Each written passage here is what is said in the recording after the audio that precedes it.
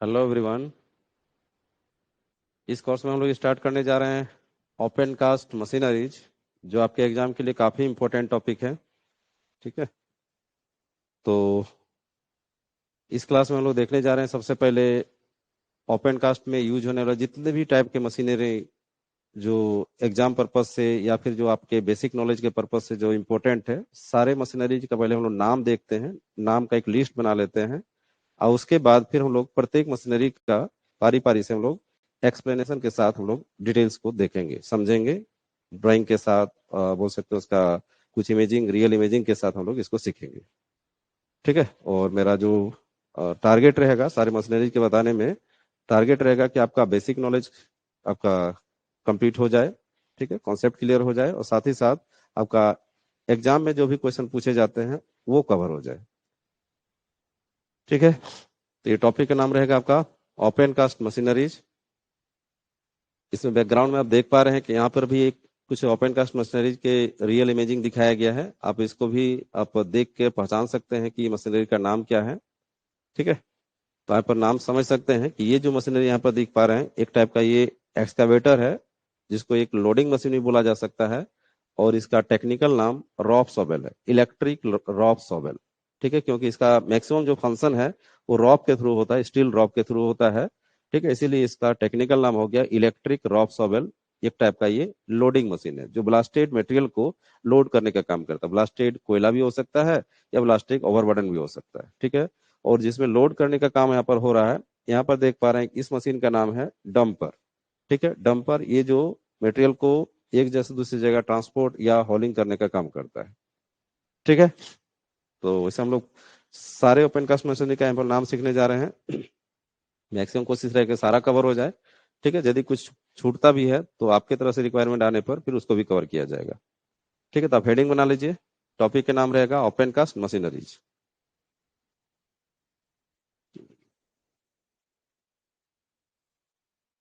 ठीक है, तो सबसे पहले हम लोग क्या बात किए कि सबसे पहले ओपन कास्ट माइंस में यूज होने वाले जितने भी मशीनरीज हैं सबका एक लिस्ट बनाते हैं। ठीक है, देखिए ये हो गया आपका ओपन कास्ट मशीनरी का लिस्ट। और भी हो सकता है, ऐसा जरूरी नहीं कि यहीं पर 19 ही फिक्स है, और भी हो सकते हैं।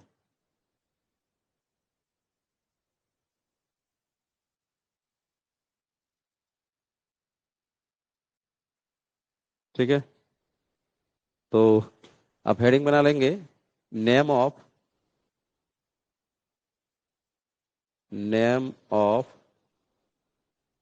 Open cast machineries.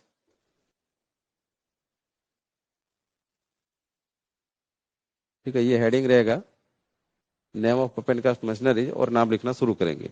हाँ, यहाँ पर याद रखिएगा कि जितने भी मशीनरी का यहाँ पर नाम बता रहे हैं, ये जरूरी नहीं कि सबके सब HEMM है, ऐसा बोल के जरूरी नहीं है। इसमें कुछ HEM भी है और कुछ ना आपका लाइट व्हीकल भी इसमें इंक्लूड है, या फिर बोल सकते हैं कि कुछ हैवी टाइप का व्हीकल जो पब्लिक रोड पे भी चलता है वो भी इसमें इंक्लूड है। ठीक है, तो सबसे पहले बात करते हैं यहाँ पर। पहला मशीन का नाम है जैक हैमर। ठीक है, ये एक टाइप का ड्रिल मशीन है जिसको जैक हैमर ड्रिल मशीन बोलते हैं। वैसे इसका यूज ना ओपन कास्ट माइंस और अंडरग्राउंड माइंस दोनों जगह पर किया जाता है।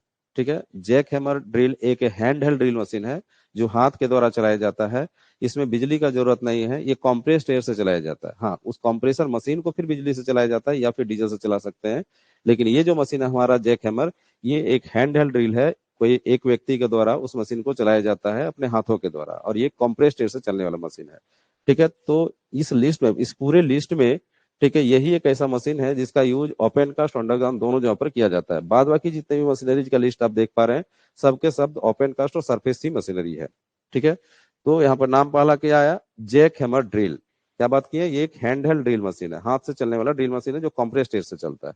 आगे इसका डिटेल समझेंगे। दूसरा मशीन है ब्लास्ट होल ड्रिल। ठीक है, ब्लास्ट होल ड्रिल ये ओपन कास्ट माइंस की एक बिगर ड्रिल मशीन है। ठीक है, जिसके द्वारा हम लोग डीप होल ड्रिलिंग करने का काम करते हैं। ठीक है, इस मशीन का क्या नाम है, ब्लास्ट होल ड्रिल। ठीक है, इसको फिगर अभी दिखाएंगे, इसका डिटेल्स भी समझेंगे। ठीक है, तो इस मशीन का नाम है ब्लास्ट होल ड्रिल, टेक्निकल नाम ब्लास्ट होल ड्रिल। वैसे माइंस में इसे इसको ड्रिल मशीन भी बोलने से चलता है। ठीक है, और ये मशीन डीप होल ड्रिलिंग करने का काम करता है। ठीक है, डीप होल ड्रिलिंग यानी 3 मीटर से ज्यादा गहरा वाला होल बनाता है। ठीक है, अगला मशीन है रीपर। रीपर क्या है? तो रीपर ना अकेले नहीं चलता है, मतलब बोल सकते हैं कि ये किसी के साथ अटैच होके फंक्शन करता है, अकेले फंक्शन नहीं करता। रीपर जस्ट लाइक एक पुलाव की तरह है, मतलब एक हल की तरह है। ठीक है, जो खेतों में हम लोग हल जोतते हैं ना, उस टाइप का हल की तरह एक बोल सकते हैं कि ट्रैक्टर के साथ भी लगता है। और बैल वाला जो हल होता है ना, उसमें भी अटैचमेंट होता है, मतलब हल टाइप का ही अरेंजमेंट है, जो एक थोड़ा सा बड़ा अरेंजमेंट है। ठीक है, इस रीपर को हम लोग ओपन कास्ट माइंस में यूज करते हैं, और ये जनरली डोजर के साथ में या बैकहो शॉवेल के साथ में अटैच किया जाता है। ठीक है, अगला मशीन है स्क्रेपर। स्क्रेपर भी ओपन कास्ट की मशीन है, जो मटेरियल को कटिंग भी कर सकती है। ठीक है, एक जगह दूसरी जगह होल्डिंग भी कर सकती है। ठीक है, स्क्रेपर, आगे इसका फिगर देखेंगे। अगला मशीन है सरफेस माइनर। ये ओपन कास्ट माइंस की बहुत ही पॉपुलर मशीन है, ओपन कास्ट माइंस का भी। इसका यूज जनरली कोयला में किया जाता है, कोल कटिंग के लिए। जिस तरह अंडरग्राउंड माइंस में आपका देखे होंगे ना, कंटिन्यूअस माइनर कोल कटिंग मशीन है, कोल कटिंग और लोडिंग दोनों करती है अंडरग्राउंड माइंस में। और भी बहुत सारे अंडरग्राउंड माइंस में कोल कटिंग लोडिंग मशीन आप देखते हैं। तो ओपन कास्ट माइंस में ये जो सरफेस माइनर है, ये कोल कटिंग भी कर सकती है, लोडिंग भी कर सकती है। हाँ, यदि आपका ओवरबर्डन का यदि हार्डनेस कम होगा तो ओवरबर्डन में भी यूज किया जा सकता है, लेकिन ज्यादातर कोयले में यूज किया जाता है। ठीक है, तो ये कोल कटिंग मशीन है। सरफेस माइनर एक कोल कटिंग मशीन है, साथ ही साथ लोड भी कर सकती है, जो ओपन कास्ट की है। ठीक है, इसको सरफेस कंटिन्यूअस माइनर भी कहा जाता है। ठीक है, अगला मशीन है शॉवेल। ये ओपन कास्ट माइंस की सबसे पॉपुलर मशीन है। ठीक है, ओपन कास्ट में आदि maximum maximum open cast mines में आपको शॉवेल मिलती है। ये एक लोडिंग मशीन है, ये कटिंग नहीं कर सकती, लोडिंग करती है। ये एक लोडिंग मशीन है, जो अलग अलग मैकेनिज्म के बेसिस पर चलती है, या इसका टाइप भी बहुत सारा है, जो आगे चलकर हम लोग देखेंगे कि शॉवेल का कितना टाइप्स है। ठीक है, किसके बेसिस पर टाइप में डिवाइड किया गया है। ठीक है, और भी इसका डिटेल्स हम लोग समझेंगे। अभी यहाँ पर सिर्फ याद रखना है कि शॉवेल ओपन कास्ट माइंस की एक लोडिंग मशीन है, जिसको एक एक्सकावेटर भी कहा जा सकता है। ठीक है, अब सॉवेल किसको लोडिंग करती है? तो डंपर में लोडिंग करती है। डंपर एक टायर माउंटेड मशीन है, जबकि सॉवेल एक क्राउलर माउंटेड मशीन है। ठीक है ना, डंपर एक टायर माउंटेड मशीन है, जो सॉवेल से मटेरियल को लोड करके ये ट्रांसपोर्टिंग यानी हॉलिंग करने का काम करती है। ठीक है, उसके बाद है एक ड्रैग लाइन। ड्रैग लाइन क्या है? ये भी ओपन कास्ट की मशीनरी है, जो ना साइड कास्टिंग के लिए पॉपुलर है। ठीक है, ये जो मशीन है, ये मटेरियल को, ब्लास्टेड मटेरियल को उठाती है और ना साइड में कास्टिंग करने का काम करती है, मतलब साइड में फेंकने का काम करती है। तो ओवर कास्टिंग या साइड कास्टिंग के लिए ये ना बहुत ही वो सुइटेबल या मोस्ट सुइटेबल मशीन के नाम से जाना जाता है, ड्रैग लाइन। ठीक है, इसको जनरली हम लोग ओवी over over burner side casting के लिए लगाते हैं। आगे है बकेट व्हील एक्सकवेटर, जिसका शॉर्ट में नाम है BWE। ये बोल सकते हैं माइनिंग फील्ड में सबसे बड़ी मशीनरी है। ठीक है, माइनिंग फील्ड में सबसे बड़ी मशीनरी है। ये सॉफ्ट मटेरियल को कटिंग भी करती है और ना लोड भी कर लेती है।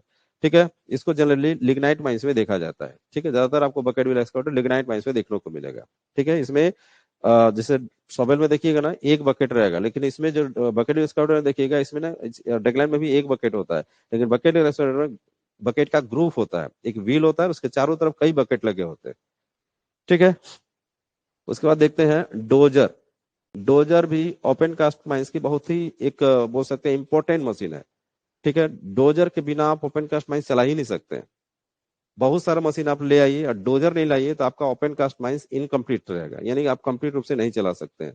ठीक है, एक दिन यदि आपका माइंस में डोजर ब्रेक डाउन हो जाता है ना, और डोजर एक भी नहीं रहेगा, तो आपको लगेगा कि ओपन कास्ट माइंस बंद हो गया, ऐसा प्रतीत होता है। ठीक है, तो इसको ना आज के डेट में यदि बोला जाए, आज के डेट में बोला जाए, तो डोजर एक ओपन कास्ट माइंस की एक फेमिलियर इक्विपमेंट या फेमिलियर मशीनरी के रूप में जाना जा सकता है। ठीक है, इसके बिना आपका ओपन कास्ट माइंस अधूरा है। ठीक है, चाहे आप ना ओपन कास्ट माइंस आप सॉवेल से चला रहे हैं, चाहे आप ड्रैगलाइन से चला रहे हैं, चाहे आप बकेल विस्कटर चला रहे हैं, कोई भी मशीन से यदि आप सॉवेल ओपन कास्ट माइंस चलाएंगे, तो वहां पर डोजर का जरूरत पड़ेगा ही पड़ेगा। ठीक है, उसके बाद है फ्रंट एंड लोडर। ठीक है, जिसको हम लोग पे लोडर के नाम से भी जानते हैं। फ्रंट एंड लोडर बोलिए या पेलोडर बोलिए, इसको ज्यादातर हम लोग मटेरियल लोडिंग के लिए यूज करते हैं, खास करके सॉफ्ट मटेरियल जैसे कोयला। कोयला लोडिंग में ही इसका सबसे ज्यादा यूज होता है, रैक लोडिंग में, या फिर ना बोल सकते हैं कि हमारा जो TMV हाईवा, ये सब जो लोडिंग होता है ना, आप इस मशीन से लोड कर सकते हैं। ठीक है, एक टाइप का लोडिंग मशीन है। उसके बाद है इनपिट क्रशर। ठीक है, इनपिट क्रशर, या फिर बोल सकते हैं इसका दूसरे नाम हो जाएगा मोबाइल क्रशर। ठीक है, यानी ओपन कास्ट माइंस में इनपिट क्रशर भी काफी इंपॉर्टेंट रोल निभाता है। ये एक टाइप का क्रशिंग प्लांट है, मतलब कोयले को क्रश करके फिर बाहर निकालने, मतलब माइंस में ही ये क्रशिंग प्लांट लगा दिया जाता है। जैसे जैसे माइंस आगे बढ़ती है, इस क्रशिंग प्लांट को भी हम लोग धीरे धीरे आगे शिफ्ट करते चलते हैं। ठीक है, फिर से जो कोयला निकला इस क्रशिंग प्लांट में जाएगा, क्रशिंग होकर कोयला आपका फिर आप बाहर डिस्पेच कर सकते हैं। ठीक है, तो ये इनपीट क्रशर बोलने का मतलब हो गया पीट के अंदर, इन पीट यानी माइंस के अंदर, माइंस के अंदर ही क्रशिंग प्लांट है, इसीलिए इसका नाम पड़ा इनपीट क्रशर। ठीक है, उसके बाद है टायर हैंडलर। टायर हैंडलर नाम से ही क्लियर हो रहा है, टायर को हैंडल करने के लिए। जनरली हम लोग देखते हैं ना कि हमारा जो डंपर वगैरह रहता है, डंपर हो गया और केरान हो गया और भी जो बड़ी बड़ी मशीनरी है, इसका टायर बहुत बड़ा होता है, उसको कोई व्यक्ति मैनुअली रूप से हैंडल नहीं कर सकता है। जैसे आप देखे होंगे लोग का जो बाइक वगैरह टायर रहेगा, कार का टायर है, उसमें कोई व्यक्ति जो मैकेनिक रहता है वो हाथ से उठाया लगाने खोलने का काम हाथ की सही कर लेता है। लेकिन डंपर के जो बड़े बड़े टायर्स होते हैं, जो एक आदमी का हाइट से भी ज्यादा होता है, ठीक है, तो उस कंडीशन में कोई मैनुअली रूप से उस डंपर का जो आपका टायर है उसको ना ही खोल सकता है ना ही लगा सकता है, मतलब मैनुअली में काफी दिक्कत होगा, कई लोगों का जरूरत पड़ सकता है। ठीक है, तो इसीलिए एक मशीन आया है जिसका नाम है टायर हैंडलर। ये मशीन जो क्या है, ये डंपर से टायर को खोल भी लेगा और फीड भी कर सकता है और एक जगह से दूसरी जगह कैरी भी कर सकता है। ठीक है, उसी को टायर हैंडलर बोलते हैं, टायर को हैंडल करता है। उसके बाद है हाईवाल माइनर। ठीक है, हाईवाल माइनर एक कोल कटिंग मशीन है। ठीक है, कोल कटिंग मशीन है। इसको जनरली हम लोग क्या करते हैं, कब यूज करते हैं, जब आपका ओपन कास्ट माइंस चलते चलते रुक जाता है, आगे लैंड प्रॉब्लम के कारण से यदि आपका माइंस रुका हुआ है, तो उस कंडीशन में हम लोग क्या करते हैं कि उसका बेस में जो कोलसीम है ना, ओपन कास्ट माइंस के बेस में जो कोलसीम है उसमें अनकनेक्टेड गैलरी चलाकर हम लोग कुछ पार्शियल कोयला को निकालते हैं। उस कोयले को कटिंग करके निकालने का एक बोल सकते हैं कि बहुत ही पॉपुलर मशीन है हाईवाल माइनर। यानी इस मशीन के द्वारा हम लोग हाईवाल माइनिंग मेथड को ऑपरेट करते हैं। ठीक है, तो उसके बाद है रॉक ब्रेकर। नाम से ही क्लियर हो रहा है। ठीक है, ब्लास्टिंग के बाद, ब्लास्टिंग के बाद ना जब बड़े बड़े बोल्डर्स बच जाते हैं, ठीक है, ओवरबर्डन में बड़े बड़े बोल्डर्स आ जाते हैं जिसको सॉवेल मशीन या फिर कोई एक्सकावेटर मशीन लोड नहीं कर पाती है, तो ऐसे बड़े बोल्डर्स का पहले पुराना प्रैक्टिस क्या रहता था कि उसको सेकेंडरी ब्लास्टिंग करते थे। सेकेंडरी ब्लास्टिंग करते थे, उसको फिर से तोड़ा जाता था। लेकिन उससे क्या होता था, फ्लाई रॉक का चांसेस बहुत ज्यादा रहता है। तो अभी एक नया टेक्निक आया है, एक मशीन है जिसके द्वारा वो जो बोल्डर्स ब्लास्टिंग का जो बोल्डर्स बड़े बड़े बच जाते हैं ना, उसको तोड़ा जाता है, उसको हैमरिंग करके तोड़ा जाता है। उसी को हम लोग रॉक ब्रेकर बोलते हैं। ठीक है, इसको हम लोग, इस मशीन को जनरली बैकहो शॉवेल के बोम में अटैच किया जाता है, ज्यादातर उसमें अटैच करके आप चला सकते हैं। ठीक है, तो रॉक को यानी ब्लास्टिंग के बाद जो बड़े बड़े बोल्डर्स बचते हैं उसको दोबारा तोड़ने के लिए इस मशीन का यूज किया जाता है, रॉक ब्रेकर। इस ये लगा देने से या फिर इसे आप यदि माइंस में यूज करते हैं तो उस कंडीशन में सेकेंडरी ब्लास्टिंग की जरूरत नहीं पड़ेगी। ठीक है, उसके बाद है कैरन। कैरन आप पब्लिक रोड में भी देखते होंगे, जब बड़े बड़े कोई बोल सकते हैं कि गाड़ियां जब गिर जाती है तो उसको गड्ढे से कैरन के द्वारा निकाला जाता है। तो ओपन कास्ट माइंस में या सरफेस में भी इसका यूज करते हैं, कोई भी हैवी मटेरियल को लिफ्टिंग करने के लिए। ठीक है, हैवी मटेरियल को कहीं पर लोड करने के लिए या फिर हैवी मटेरियल को कहीं उतारने के लिए या कोई भारी भरकम चीज को शिफ्ट करने के लिए हम लोग कैरन का यूज करते हैं। इसके बाद है वाटर टैंकर। नाम से ही क्लियर हो रहा है, ओपन कास्ट माइंस में डस्ट का बहुत ज्यादा प्रॉब्लम होता है, हॉल रोड में काफी डस्ट उड़ते हैं, तो आप वाटर टैंकर का यूज करके बोल सकते हैं कि डस्ट को सप्रेस कर सकते हैं। ठीक है, ओपन कास्ट माइंस में डस्ट को सप्रेस करने का एकमात्र तरीका है वाटर स्प्रिंग। तो वाटर स्प्रिंग भी आप कई तरीके से कर सकते हैं, तो उसमें से एक तरीका है आपका वाटर टैंकर। आप पाइपलाइन बिछा के भी वाटर स्प्रिंग कर सकते हैं, लेकिन ज्यादातर प्रैक्टिस में वाटर टैंकर होता है, वाटर टैंकर से आप स्प्रिंग कर सकते हैं। ठीक है, उसके बाद है डीजल बाउजर। डीजल बाउजर क्या होता है, तो ये डीजल कैरी करता है या डीजल फिलिंग करता है। ठीक है, किसके लिए, तो आप माइंस में देखते हैं ना कि हमारे माइंस में क्राउलर माउंटेड मशीन और टायर माउंटेड मशीन दोनों तरीके मशीन चलता है। तो जो टायर माउंटेड मशीन होती है वो जो डीजल से चलने वाली है, वो डीजल कहाँ लेती है, तो आपके ओपन कास्ट माइंस के ही सीमा के अंदर में जो वर्कशॉप है या फिर यदि उसके बगल में फिलिंग स्टेशन बना के रखे हैं, तो वहां पर फिलिंग स्टेशन में आप बोल सकते हैं डंपर वहां जाके डीजल लेने का काम करता है। लेकिन हमारा जो क्राउलर माउंटेड मशीन है, जो सरफेस नहीं आ सकती, माइंस के अंदर ही रहती है, बेंच में ही रहती है, तो ऐसे मशीन को यदि वो डीजल से चलने वाली है तो उस केस में हमको डीजल को वहीं जाकर प्रोवाइड करना होगा। तो उसके लिए हम लोग टैंकर से डीजल लेके जाते हैं। जिस टैंकर से डीजल लेके जाते हैं उसी टैंकर को डीजल वाउचर कहा जाता है। ठीक है, उसके बाद है रोड ग्रेडर। ठीक है, रोड ग्रेडर या मोटर ग्रेडर भी इसको बोलते हैं। आप इसको रोड में भी देखे होंगे, पब्लिक रोड को बनाते हुए भी रोड ग्रेडर देखे होंगे, रोलर जैसा रहता है। ठीक है, ओ सॉरी, रोड ग्रेडर हो गया आपका, उसमें ब्लेड रहता है बीच में आपका, 6 चक्का इसमें रहता है, 4 चक्का आगे 2 चक्का, उसके बीच में आपका रहेगा ब्लेड जैसा रहता है। तो ये रोड ग्रेडर को पब्लिक रोड में यूज किया जाता है, और ओपन कास्ट में हम लोग हॉल रोड बनाने के लिए, उसको मेंटेन रखने के लिए रोड ग्रेडर यूज करते हैं। ठीक है। उसके बाद और एक मशीन लिख लीजिएगा,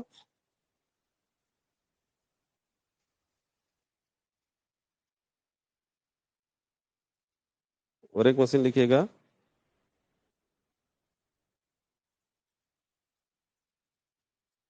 रोलर। रोलर आगे चल के रोलर का टाइप भी लिखाएंगे। वैसे हम याद आ रहा है कि जब ओपन कास्ट वर्किंग में आप ये पढ़ रहे थे, ये रिक्लेमेशन, उस समय रोलर का टाइप आप देखे थे, जैसे अपना क्या क्या था, सिप फुट रोलर्स, ठीक है ना, और क्या क्या रोलर्स का नाम था उसमें, तो टाइप हम लोग देख लेंगे उसको। तो ये रोलर हो गया, ये भी बोल सकते हैं हॉल रोड बनाने के लिए और रिक्लेमेशन के लिए ओपन कास्ट में यूज किया जाता है। ठीक है। और एक मशीन का नाम लिखिएगा, BMD,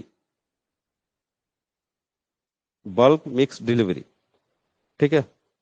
एंड और एक लिख सकते हैं, एक्सप्लोसिव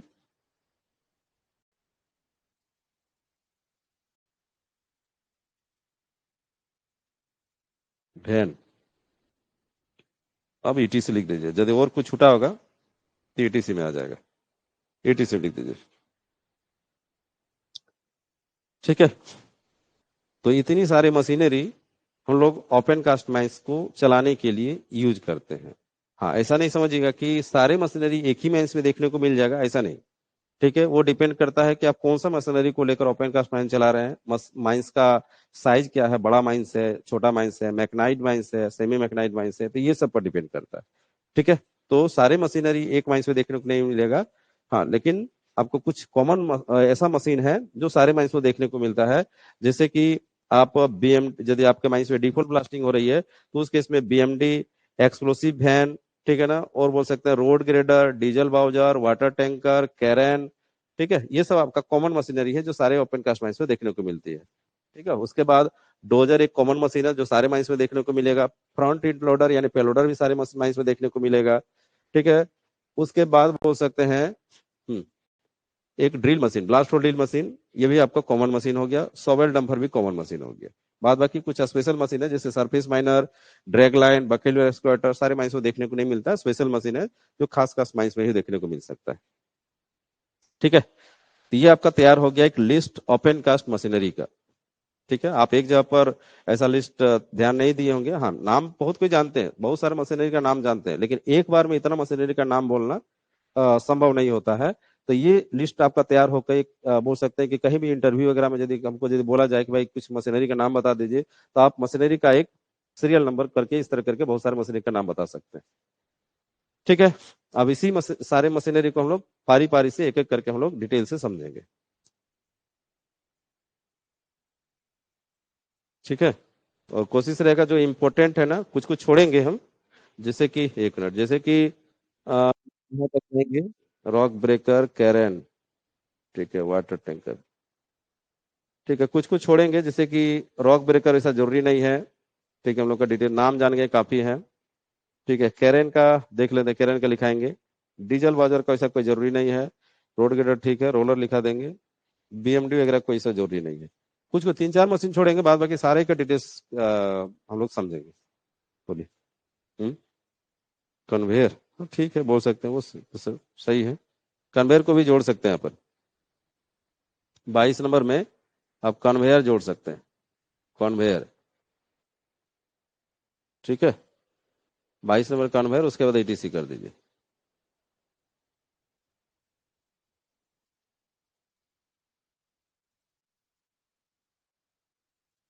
बोलिए राजकुमार।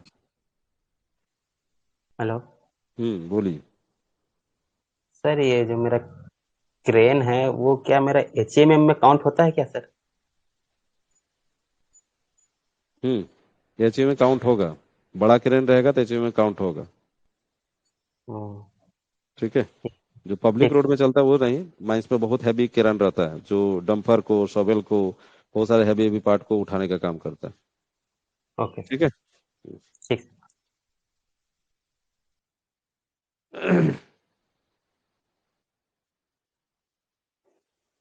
ठीक है, तो एक एक करके स्टार्ट करते हैं। सबसे पहले स्टार्ट करते हैं जैक हैमर, जो एक एचईएम नहीं है। ठीक है, इसे ये हम पहले ही बोल चुके हैं कि यहाँ पर इस लिस्ट में सारे एचईएम नहीं है, कुछ एचईएम है, तो कुछ हैंड है, तो कुछ आपका लाइट व्हीकल, लाइट मशीनरी है, इस तरह करके अलग मिक्सेबल टाइप है, लेकिन सबका यूज हम लोग ओपन कास्ट माइंस और सरफेस में करते हैं।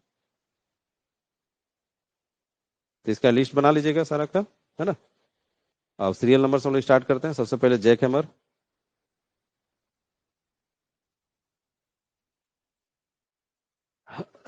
ओह, कहाँ चल गया।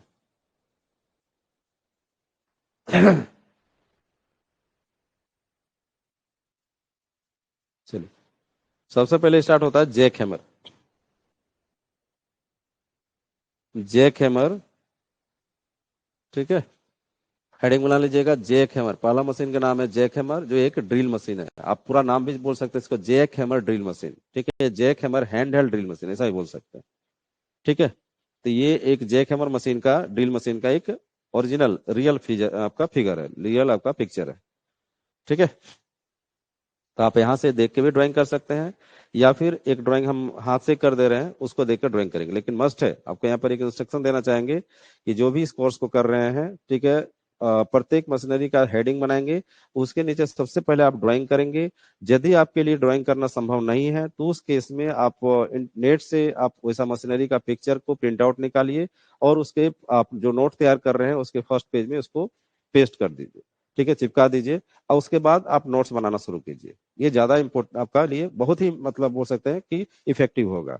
ठीक है, क्योंकि जब भी आप कोई मशीन के बारे में पढ़ते हैं ना, तो चूंकि आपका प्रैक्टिकल नॉलेज उतना ज्यादा नहीं है, ठीक है, तो आप कोई मशीन का नाम जिसे सुनते हैं ना, तो हर समय आपके दिमाग में वो इमेजिंग नहीं हो पाएगा। लेकिन बार बार जब आप नोट्स खोलिएगा, बार बार आप जैसे ही उस मशीन का नाम पढ़िएगा और उसके साथ में उसका पिक्चर लगा रहेगा, तो उस कंडीशन में बार बार आपका प्रैक्टिस कॉपी से ही बन जाएगा, नोट से ही बन जाएगा, और आप कोई भी नाम बोलते ही, कोई भी मशीन के नाम बोलते ही उसका इमेज आपके दिमाग में आ जाएगा। इसीलिए ड्राइंग या पिक्चर को आपको नोट्स में पेस्ट करना जरूरी है। ठीक है,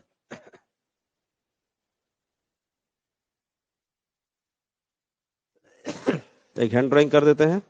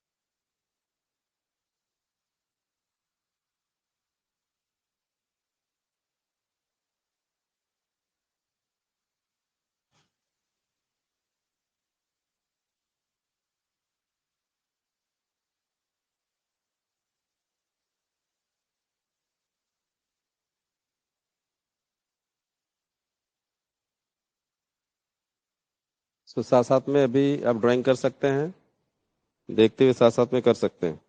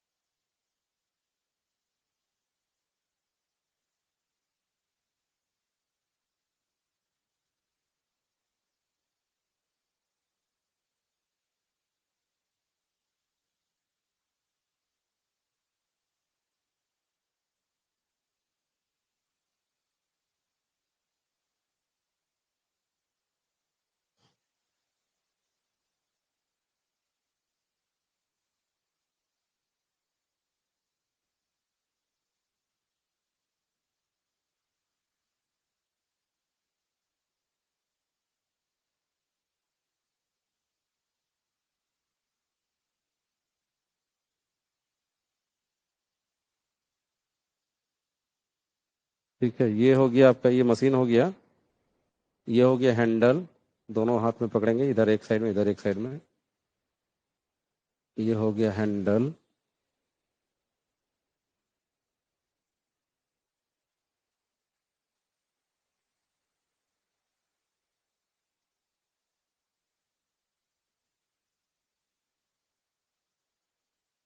ये हो गया ट्रिगर।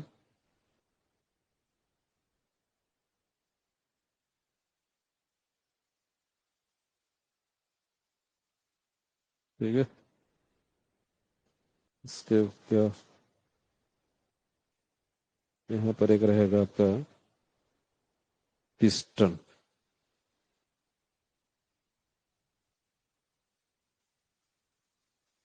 पिस्टन, ये ड्रिल बॉडी।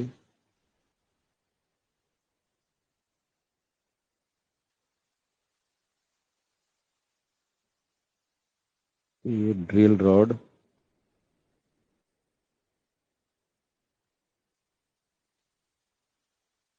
ये ड्रिल बिट।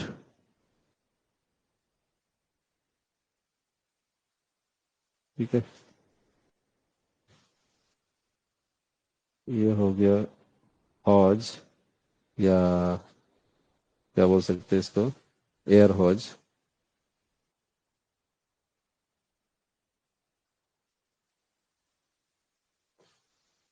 ये हो गया कंप्रेस्ड,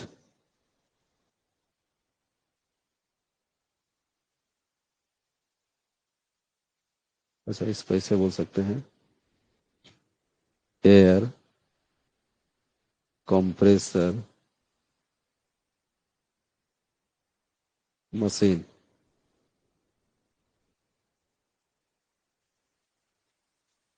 ठीक है, ये हो गया।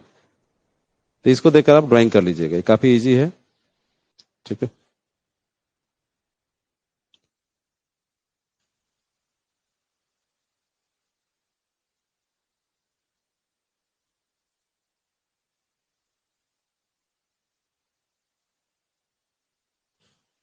समझ लीजिए थोड़ा सा फिगर से। ठीक है, यहाँ पर सिंपल सिंपल जो पार्ट है उसको हम दिखा रहे हैं। ये हैंडल हो गया, दोनों हाथ से पकड़ा जाता है, एक हैंड हेल्ड ड्रिल मशीन है, हाथ से चलाया जाता है, कोई एक व्यक्ति हाथ से पकड़ के इसको चलाते हैं। ठीक है, ये ट्रिगर हो गया। जब तक ये ट्रिगर को दबा कर रखेगा तब ये आपका ऑपरेट होगा, जब तक ये दबा कर रखेगा तभी तक ऑपरेट होगा। ठीक है, उसके बाद ये पूरा इसका ड्रिल बॉडी हो गया, पूरा पार्ट ड्रिल बॉडी एक तरह से बोल सकते हैं इसको, इसीलिए ड्रिल बॉडी डिनोट किया है। इसके अंदर में पिस्टन होता है, जो बार बार बोल सकते हैं, इस पिस्टन के थ्रू इस रॉड को हैमरिंग करने का काम करता है। ठीक है, हैमरिंग करने का काम करता है। याद रखिएगा, ये जो बोल सकते हैं इसका जो वर्किंग मैकेनिज्म जो है ना, बोल सकते हैं, या फिर जो ड्रिलिंग करने का जो तरीका है वो बोल सकते हैं परकसिव मेथड के द्वारा करता है। परकसिव मेथड क्या होता है? तो ये कोई भी एक ही जगह पर यदि हम कोई ड्रिल बिट से या ड्रिल रॉड से बार बार हीट करते हैं तो वो जगह होल होता है, तो ये एक ही जगह पर बार बार हीट करता है, और जिसको कारण से ये होल यहाँ पर क्रिएट होता है, जिसको हम लोग परकसिव मेथड बोलते हैं। यानी परकसिव ड्रिलिंग के द्वारा ये वर्क करता है। ठीक है, और एक ड्रिलिंग होता है घूम घूम के ड्रिल करेगा। ठीक है, रॉड घूमेगा, उसके कारण से होता है, तो वो हो गया रोटरी टाइप ड्रिलिंग, और ये हो गया परकसिव टाइप ड्रिलिंग। ठीक है, हाँ, इसमें भी जो ड्रिल रॉड है ये धीरे धीरे करके घूमता है। ठीक है, लेकिन वो मैकेनिज्म को काउंट नहीं किया जाता। ड्रिल रॉड इसमें भी घूमता है, लेकिन उसको काउंट नहीं करते। इसमें मेन इसका प्रिंसिपल है हैमरिंग करके। ठीक है, यानी परकसिव मेथड से ड्रिलिंग करने का काम करता है। इसीलिए एक इंपॉर्टेंट पार्ट है पिस्टन है इसके अंदर होता है। ये हो गया ड्रिल रॉड, इस मशीन का एक्स्ट्रा पार्ट हो गया, इसमें जोड़ने का काम करते हैं। ठीक है, ये ड्रिल रॉड क्या होता है, इसके साथ अटैच नहीं रहता, इसको हम अटैच करके जब ड्रिलिंग करेंगे उसमें अटैच करना पड़ता है। ठीक है, मशीन इतना ही कहलाएगा, इतना ही पार्ट को हम लोग इस मशीन का मतलब पार्ट कहलाएगा। ठीक है, ड्रिल बीट होता है उसको भी अलग से हमको ड्रिल रॉड के साथ में जोड़ना पड़ता है। ठीक है, उसके बाद ये हॉज होता है, ये कंप्रेस्ड एयर से चलने वाला मशीन है। ठीक है, इसीलिए यहाँ पर एयर हॉज का यूज कर रहे हैं। ठीक है, एयर कहाँ से हमको मिल रहा है, कंप्रेस्ड एयर कहाँ से मिल रहा है, तो आपको बगल में ही आपको एयर कंप्रेसर मशीन रखना होगा। एयर कंप्रेसर मशीन रखना होगा, उससे आप कंप्रेस्ड एयर तैयार करके इस हॉज के थ्रू यहाँ पर हवा आपको भेजना होगा। ठीक है, और इस हवा का और एक काम होता है कि ये जो कंप्रेस्ड एयर है, ठीक है, इस ड्रिल रोड के थ्रू भी जाता है। ड्रिल रोड आपके बीच में होल रहता है, ये होल में जाएगा हवा, और यहाँ पर ड्रिल बिट से हवा निकलेगा, और होल के अंदर से जो कटिंग मटेरियल है उसको भी फोर्सली निकालने का काम करता है। ठीक है, इसका मैकेनिज्म भी फंक्शन करता है कंप्रेस्ड एयर से, साथ ही साथ इसको ड्रिल बिट से डस्ट डस्ट भी निकालने का काम करता है। ठीक है, और ये जो मशीन है कंप्रेस्ड एयर कंप्रेसर मशीन, इसको आप बिजली से या बोल सकते हैं इलेक्ट्रिक से, दोनों तरीके से चलने वाला मशीन मार्केट में मिलता है। ठीक है, इसको बिजली चाहिए या डीजल चाहिए। ठीक है, लेकिन ये मशीन कंप्रेस्ड एयर से चलने वाला मशीन, इसको बिजली भी नहीं चाहिए, डीजल भी नहीं चाहिए।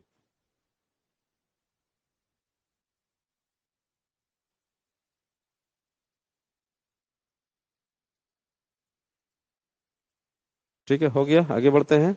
ड्राइंग कर लीजिएगा, आगे इसका डिटेल्स लिखिए। ठीक है, इस मशीन का कुछ इंपॉर्टेंट डिटेल्स लिखिएगा जो आपके एग्जाम्स के लिए काफी इंपॉर्टेंट है। हम्म,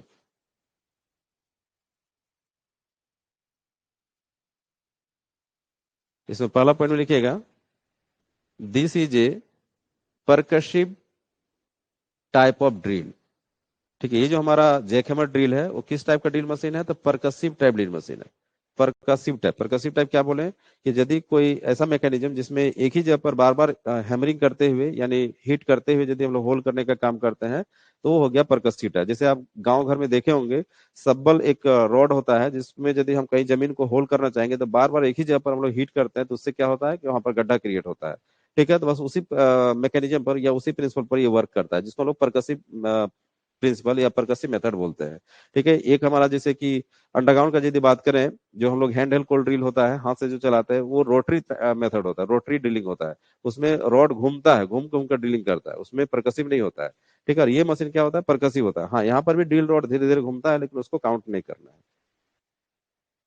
ठीक है, अगला पॉइंट लिखना है कि this is a familiar equipment familiar equipment to the mine workers. ठीक है, यानी बोला गया है कि यह मशीन जो है ये माइन वर्कर्स के लिए एक फेमिलियर इक्विपमेंट के रूप से जाना जाता है। फेमिलियर इक्विपमेंट यानी फैमिली मेंबर की तरह बोल सकते हैं। ठीक है, ये मशीन जो है आपका जो deal machine jackhammer deal machine, ये फैमिली मेंबर की तरह वर्क करता है, मैंने इसके बिना लगेगा कि माइंस चलेगा ही नहीं। लेकिन आज के डेट में ऐसा नहीं है। ठीक है, आज के डेट में ऐसा नहीं है। पुराने समय में जब खास करके मैनुअल माइंस चलता था, ठीक है, या सेमी मैकेनाइज्ड माइंस चलता था, उस कंडीशन में आपको जैकहैमर का बहुत ज्यादा यूज होता था, ओपन कास्ट माइंस में भी और अंडरग्राउंड माइंस में भी, दोनों जगहों पर काफी आपका इस मशीन का यूज होता था। लेकिन आज के डेट में ऐसा नहीं रह गया। अभी टेक्नोलॉजी चेंज हो गया है, जिसके कारण से इस मशीन का यूज अब कम देखने को मिलता है। अभी ओपन कास्ट माइंस में, छोटे छोटे ओपन कास्ट माइंस में इसका यूज आप कहाँ देखेंगे, तो इसका यूज देखेंगे जो ब्लास्टिंग के बाद जो बड़े बोल्डर्स बच जाते हैं ना, उस बोल्डर्स में होल करके हम लोग जो सेकेंडरी ब्लास्टिंग करते हैं, उस होल को तैयार करने के लिए इस मशीन का ज्यादा यूज किया जाता है, यानी बोल सकते हैं सेकेंडरी ड्रिलिंग के लिए, सेकेंडरी ब्लास्टिंग के पर्पज से जो सेकेंडरी ड्रिलिंग करते हैं, उस सेकेंडरी ड्रिलिंग के पर्पज से हम लोग इस मशीन का ज्यादातर यूज करते हैं, इस ड्रिल मशीन का यूज करते हैं। ठीक है, उसका इमेजिंग कैसा कर सकते हैं, उसका इमेजिंग कर सकते हैं कि जैसे ये बड़ा बोल्डर है, बड़ा बोल्डर है, तो यहाँ पर कोई व्यक्ति चढ़ लेगा, ठीक है, जो ड्रिलमैन होता है ना, इसको यहाँ पर चढ़ना पड़ेगा, यहाँ पर खड़ा रहना पड़ेगा, ठीक है, और अपने हाथ के द्वारा इस मशीन को पकड़ना होगा। ठीक है, ये मशीन को पकड़ना होगा और ये ड्रिल मशीन के द्वारा ड्रिलिंग होता है। ठीक है, हाथ सही होता है। ठीक है, होल होगा और उसके पर हम लोग जब होल करके जब कोई बोल्डर को ब्लास्टिंग करते हैं तो क्या कहलाता है, पॉप शूटिंग कहलाता है, यानी एक सेकेंडरी ब्लास्टिंग हो गया। तो ज्यादातर आपको सेकेंडरी ब्लास्टिंग के लिए ये आपका जो ड्रिल मशीन है यूज करते हुए देखने को मिलेगा ओपन कास्ट मशीन। ठीक है, तो पहले के समय, पुराने समय में चूंकि इस मशीन का काफी यूज होता था, इसीलिए इसको फैमिलियर इक्विपमेंट माना जाता था। ठीक है, अभी भी यहाँ से क्वेश्चन बन सकता है, ये एमटी का डाटा है, आप वहां पे देख सकते हैं। ठीक है, अगला पॉइंट लिखिएगा, इसका वेट, इस मशीन का वजन, वेट, वेट कितना होता है, 15 to 25 kg, 15 से 25 kg तक वेरी करता है। ठीक है, ये काफी इंपॉर्टेंट डेटा है। ठीक है, काफी इंपॉर्टेंट डेटा है। ठीक है, यहाँ से कई बार आपका एग्जाम में क्वेश्चन पूछा जा चुका है, यहाँ तक कि आपका sirdar, overman, second class, first class manager में भी पूछा जाता है क्वेश्चन। ठीक है, उसके बाद है लेंथ ऑफ ड्रिल होल। ठीक है, यानी होल का गहराई कितना तक कर सकते हैं इसमें, तो अप टू 3 मीटर, यानी 3 मीटर से ज्यादा नहीं कर सकते, लास्ट 3 मीटर तक कर सकते हैं। लेकिन जनरली माइंस में देखने को क्या मिलता है, तो ज्यादातर आपको 1 से 1.5 मीटर ही देखने को मिलता है। ठीक है, एक रड के द्वारा 1 से 1.5 मीटर ज्यादातर किया जाता है। ठीक है, उसके बाद है होल डाया, यानी इस मशीन से जो हम लोग बोल्डर में होल करेंगे, ठीक है, उसका डायमीटर क्या होगा, तो इसका डायमीटर वेरी करता है 25 mm से लेकर 37 mm तक। ठीक है, इसका होल डाया कितना होता है, 25 mm से 37 mm। ठीक, उसके बाद है रिक्वायर्ड एयर प्रेशर, मतलब इस मशीन को चलाने के लिए, ये जो आपका मशीन है, जो कंप्रेस्ड एयर आएगा इसमें, तो कितना हवा का, कितना एयर प्रेशर का जरूरत पड़ता है, तो इसको चलाने के लिए 6 kgf पर सेंटीमीटर स्क्वायर, यानी 6 किलोग्राम फोर्स पर सेंटीमीटर स्क्वायर एयर की जरूरत पड़ती है। ठीक है, 6 kgf, kgf का फुल फॉर्म क्या हो जाएगा, किलोग्राम फोर्स। ठीक है, तो 6 kgf पर सेंटीमीटर स्क्वायर एयर प्रेशर की जरूरत पड़ती है इस मशीन को ऑपरेट करने के लिए। ठीक है, उसके बाद है ड्रिल रॉड शेप, यानी ये जो ड्रिल रॉड है, ये जो ड्रिल रॉड है जो होल करने का काम कर रहे हैं, इसका शेप कैसा रहता है, मतलब एक बोल सकते हो उसका जो लंबाई के क्रॉस सेक्शन में एक शेप कैसा रहेगा, तो शेप है आपका हेक्सागोनल, हेक्सागोनल इन क्रॉस सेक्शन। ठीक है, हेक्सागोनल मतलब षटकोणीय बोल सकते हैं, उसका 6 फेस रहेगा। ठीक है, ये जो आपका ड्रिल रॉड रहेगा, ये आपका 6 फेस वाला रहेगा, मतलब चारों तरफ देखिएगा तो 6 फेस आपको फ्लैट प्लेट मिलेगा। ठीक है, लेकिन अंडरग्राउंड माइंस में क्या होता है, अंडरग्राउंड माइंस में जो हम लोग हैंडल कोल्ड ड्रिल में जो यूज करते हैं, हमारा ड्रिल रॉड, वो रिब्ड बार रहता है, यानी स्पाइरल टाइप का रिब्ड बार रहता है, जो कटिंग मटेरियल को उसके थ्रू निकालने का काम करता है, क्योंकि उसमें हवा नहीं जाता है, वो इलेक्ट्रिक मशीन होती है, इलेक्ट्रिक ड्रिल मशीन है, तो वहां पर जो होल के अंदर से जो कटिंग मटेरियल निकाला जाता है, वो उसी स्पाइरल टाइप का जो उसमें रिब्ड बार किया गया है ड्रिल रॉड में, उसके कारण ही निकल पाता है। लेकिन इसमें इसमें जो होल के अंदर से कटिंग मटेरियल को कैसे निकाला जाता है, तो कंप्रेस्ड एयर से, इसमें हवा नीचे भी जाता है, ड्रिल रोड के द्वारा, ड्रिल बीट के द्वारा होल के अंदर तक कंप्रेस्ड एयर जाता है, और आपका जो कटिंग मटेरियल है फोर्सली बाहर निकलने का काम करता है। इसीलिए इसका जो ड्रिल रोड है स्पाइरल होना जरूरी नहीं है। ठीक है, इसमें आपका हेक्सागोनल होता है, जो बोल सकते हैं कि होल का डायमीटर को ज्यादातर मेंटेन करता है। ठीक है, उसके बाद है ड्रिल बीट, यानी ये जो आपका ड्रिल रॉड है, इसके साथ जो बीट यूज करने जा रहे हैं, ठीक है, बीट किस टाइप का होगा, तो बोला गया है वो बीट होगा chisel drill beat, chisel drill beat with tungsten carbide. ये आपका एक बोल सकते हैं मटेरियल या मेटल का नाम हो गया, टंगस्टन कार्बाइड का बना हुआ मेरा ड्रिल बीट यूज होता है। ठीक है, जो काफी शार्प होता है, ये इस मेटल का यदि बनाकर यदि यूज करते हैं तो उसमें जो शार्पनेस होगा ना, ज्यादा समय तक चलता है। ठीक है, काफी हार्ड मटेरियल होता है। ठीक है, तो आपके लिए इंपॉर्टेंट क्या क्या तो यहाँ पर बात हो गया जो आपके एग्जाम में पूछे जाने की संभावना है। तो बात हो गया एक कि ये एक परकसिव टाइप ड्रिल मशीन है, ये परकसिव मेथड पर काम करती है, काफी इंपॉर्टेंट है। ये रोटरी टाइप ड्रिल मशीन नहीं है, ये परकसिव टाइप ड्रिल मशीन है, यहाँ से क्वेश्चन पूछा जाता है। पुराने समय में ये क्वेश्चन ज्यादा पूछा जाता था कि कौन सा ऐसा इक्विपमेंट है जिसको माइन वर्कर का फैमिलियर इक्विपमेंट माना जाता है, तो ऑप्शन था आपका जैक हैमर। ठीक है, लेकिन आज के डेट में ऐसा नहीं है।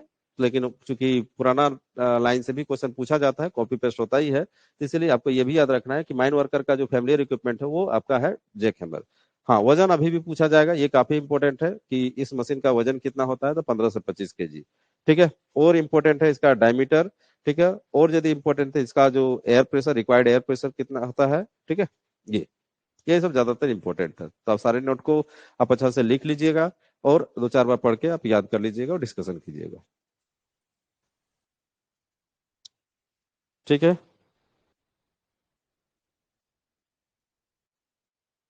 इस तरह करके आपका जेक हैमर कंप्लीट हुआ। इससे रिलेटेड कुछ यदि डाउट है तो पूछ सकते हैं।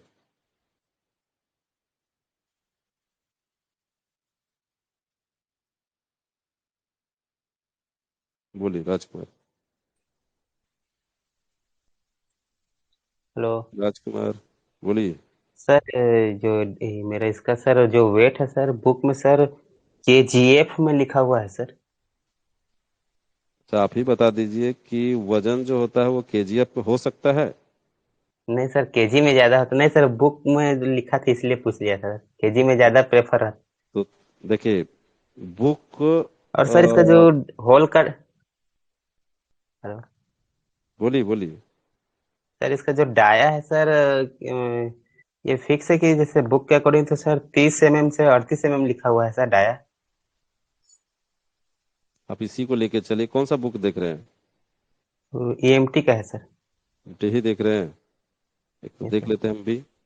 जब वो बुक है तो ठीक है, उसको कुछ कुछ लिया जा सकता है, लेकिन ऐसा नहीं कि वही सब कुछ है, ये कभी नहीं लेके चलना है। ठीक है। Okay sir. Okay sir. क्योंकि रोड में जब आप चलेंगे तो आपको पूरा ट्रैफिक रूल पता है। ठीक है। तो इसका मतलब ये नहीं कि आपको यदि पूरा ट्रैफिक रूल पता है, रोड में चलेंगे और आप एक्सीडेंट नहीं होंगे, ये कोई गारंटी नहीं है, क्योंकि अगला जो यस। आपके साथ टक्कर मारने वाला है, हो सके उसको पता नहीं है। ठीक है। यस। इसीलिए यस। जब कोई व्यक्ति रोड में चलता है तो अपना ट्रैफिक रूल तो फॉलो करता ही है, सामने वाला का ट्रैफिक रूल को भी देखना पड़ता है। उसी ओके तरह सर। से कोई भी बुक पढ़िए, थोड़ा सा सावधानी से पढ़ना ही होगा। एक बार देख लेते हैं हम भी ओके। इसका। कितना नंबर पेज में है, पेज नंबर बता दीजिए। Page number sir 114।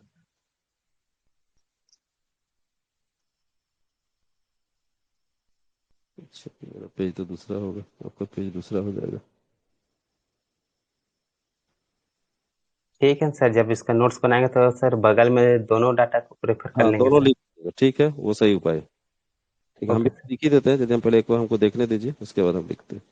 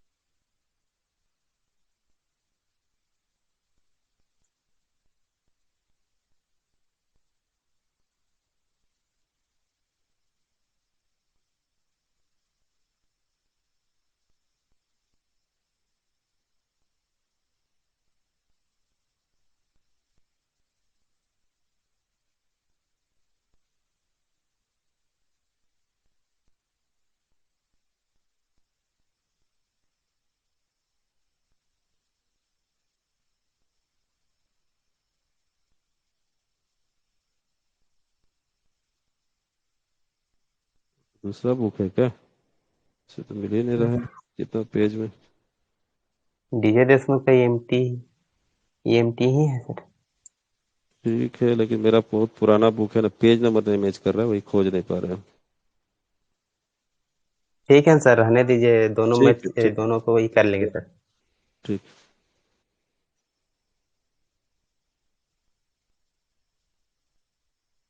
30 mm to 38 mm, ठीक है। अब इसको नोट कर देख लिया हम। ठीक है। यहाँ पर ना दोनों ही डाटा लेके चलिए।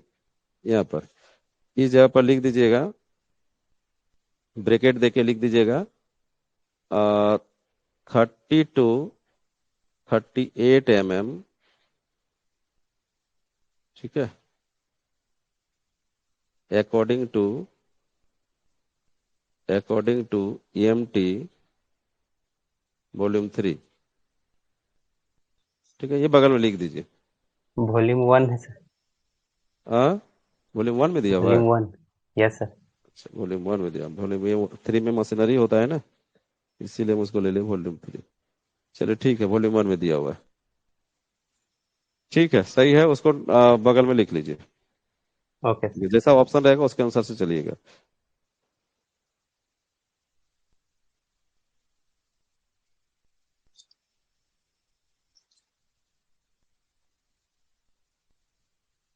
ठीक है, और कोई डाउट है तो पूछ सकते हैं। नहीं सर, ओके।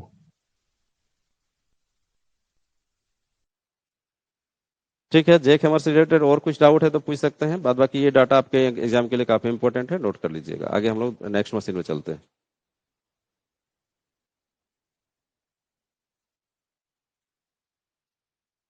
ठीक है। अच्छा, इसका थोड़ा सा जोड़ लीजिएगा, इसका मैकेनिज्म, इसका मैकेनिज्म जोड़ लीजिएगा, इसी में जैक हैमर में ही जोड़ लीजिएगा। टाइप्स ऑफ वर्किंग मैकेनिज्म, मतलब उसमें कौन कौन सा मैकेनिज्म वर्क करता है उस मशीन के अंदर में, ड्रिल मशीन के अंदर में। तो उसमें परकसिंग मैकेनिज्म वर्क करता है, रोटरी मैकेनिज्म भी वर्क करता है, फ्लशिंग मैकेनिज्म भी वर्क करता है, और फीड मैकेनिज्म भी वर्क करता है। ठीक है, उसके बारे में थोड़ा समझ लीजिए।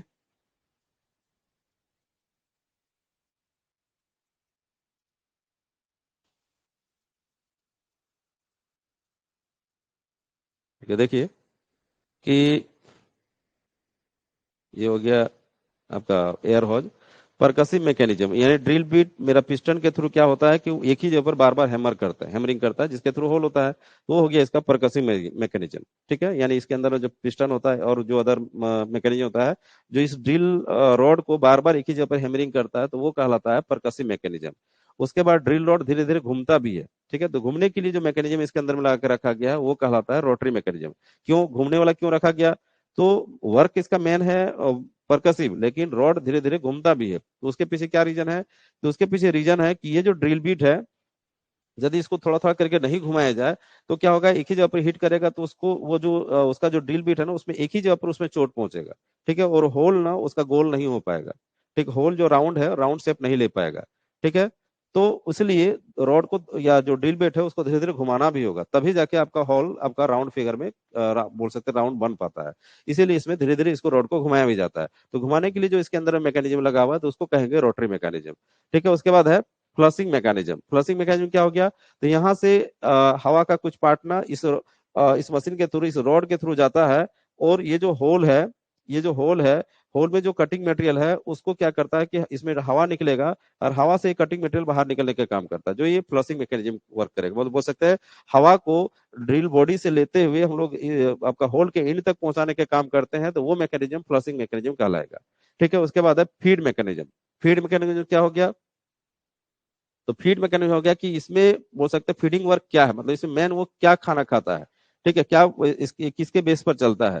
तो ये हो गया एयर के थ्रू, इस एयर होज इसके अंदर में जाएगा और वही इसका मेन फीडिंग मैकेनिज्म है।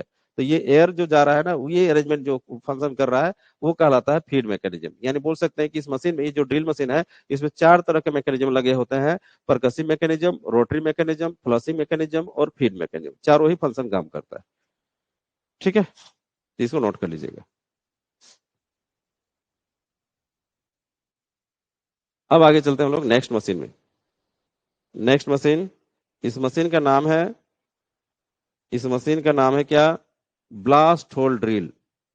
ब्लास्ट होल ड्रिल टेक्निकल नाम इसका ब्लास्ट होल ड्रिल है, साधारण शब्दों में इसको ड्रिल मशीन भी बोल सकते हैं। ठीक है, ये ओपन कास्ट माइंस की एक बिगर मशीन, ड्रिल मशीन है, जो डीप होल ड्रिलिंग करने का काम करती है। डीप होल ब्लास्टिंग का पर्पस से हमको डीप होल ड्रिलिंग करना पड़ेगा, यानी 3 मीटर से ज्यादा गहरा होल करना पड़ेगा। तो इसे ड्रिल होल करने के लिए हम लोग इस मशीन का यूज करते हैं, जो शॉर्ट होल तैयार करती है, ब्लास्टिंग के पर्पज से होल तैयार करती है। ठीक है, इस मशीन का नाम क्या हो गया? टेक्निकल नाम ब्लास्ट होल ड्रिल, और आपका बोल सकता है कि माइंस में जो पॉपुलर नाम है उसको ड्रिल मशीन बोलते हैं। ठीक है, इसमें मेन मेन पार्ट क्या देख पा रहे हैं? तो मेन मेन पार्ट है इसका है, मेन मेन पार्ट है ये जो एक टावर जैसा असेंबली दिख रहा है ना, ये जो टावर जैसा असेंबली दिख रहा है, इस असेंबली को हम लोग बोलते हैं, ये जो असेंबली है इसको बोला जाएगा मास्ट, या मास्ट असेंबली, इसको बोला जाता है मास्ट। ठीक है, या मास्ट असेंबली भी बोल सकते हैं।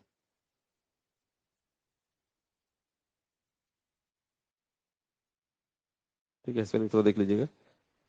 मास्ट असेंबली, पूरा ये टावर जैसा स्ट्रक्चर होता है। ठीक है। जब हम इस मशीन के थ्रू होल्ड करते हैं, उसमें मास्ट को हम लोग वर्टिकल यानी बोल सकते हैं कि 90 डिग्री एंगल में इसको रखते हैं, और जब हम लोग एक जगह से दूसरी जगह शिफ्ट करते हैं इस मशीन को, उस समय इस मास्ट को हम लोग फोल्डिंग कर लेते हैं, ठीक है ना, गिरा लेते हैं। ठीक है, ये इस मशीन के हॉरिजेंटल डायरेक्शन में ये फोल्ड हो जाता है। ठीक है।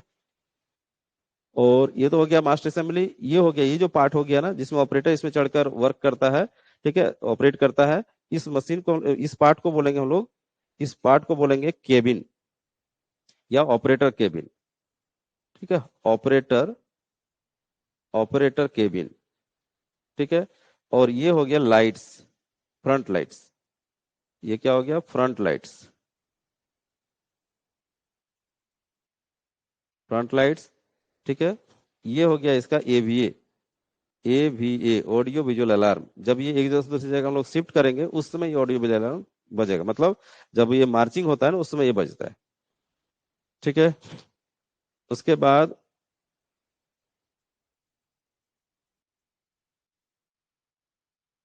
ये जो है ना आपका, ये जो पार्ट है ये कहलाता है ड्रिल रॉड। ठीक है, ये आधा दिख रहा है, ड्रिल रॉड आपका नीचे दिख जाएगा।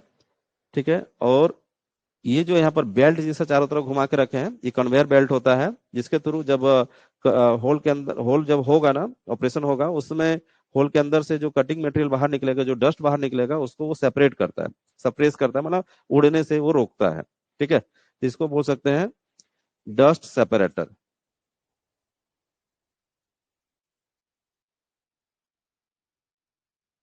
ठीक है, ये लेडर है सीढ़ी चढ़ने के लिए, ऑपरेटर केबिन में जाने के लिए लेडर हो गया, ये डस्ट सेपरेटर हो गया।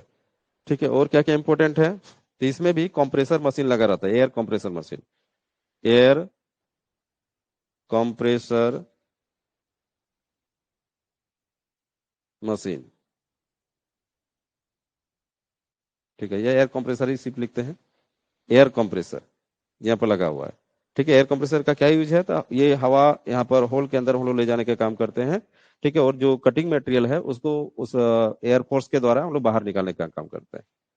ठीक है, ये इसका हो गया क्राउलर चेन, ये हो गया क्राउलर चेन।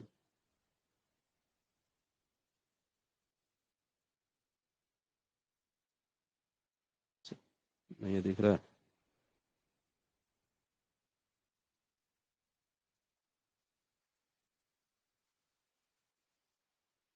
क्राउलर चेन, है ना। और पीछे में इसका होता है स्पॉकेट, स्प्रोकेट, ये हो गया स्प्रोकेट। ये सब जो छोटे छोटे दिख रहे हैं, आइडलर, आगे में भी आइडलर रहता है बड़ा सा, छोटा छोटा भी आइडलर रहता है, आइडलर। ये जो दिख पा रहा है ना, ये इसका हाइड्रोलिक जैक है। ठीक है, हाइड्रोलिक जैक, किधर लिख दें इसको, पीछे तो दिख नहीं रहा है, यही दिख रहा है, इसको हम यहां से डिनोट कर दे रहे हैं, हाइड्रोलिक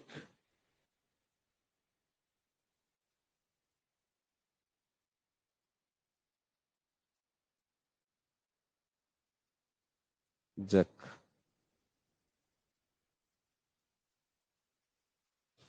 और इम्पोर्टेंट पार्ट क्या है, यह इसका इंजन कहलाएगा,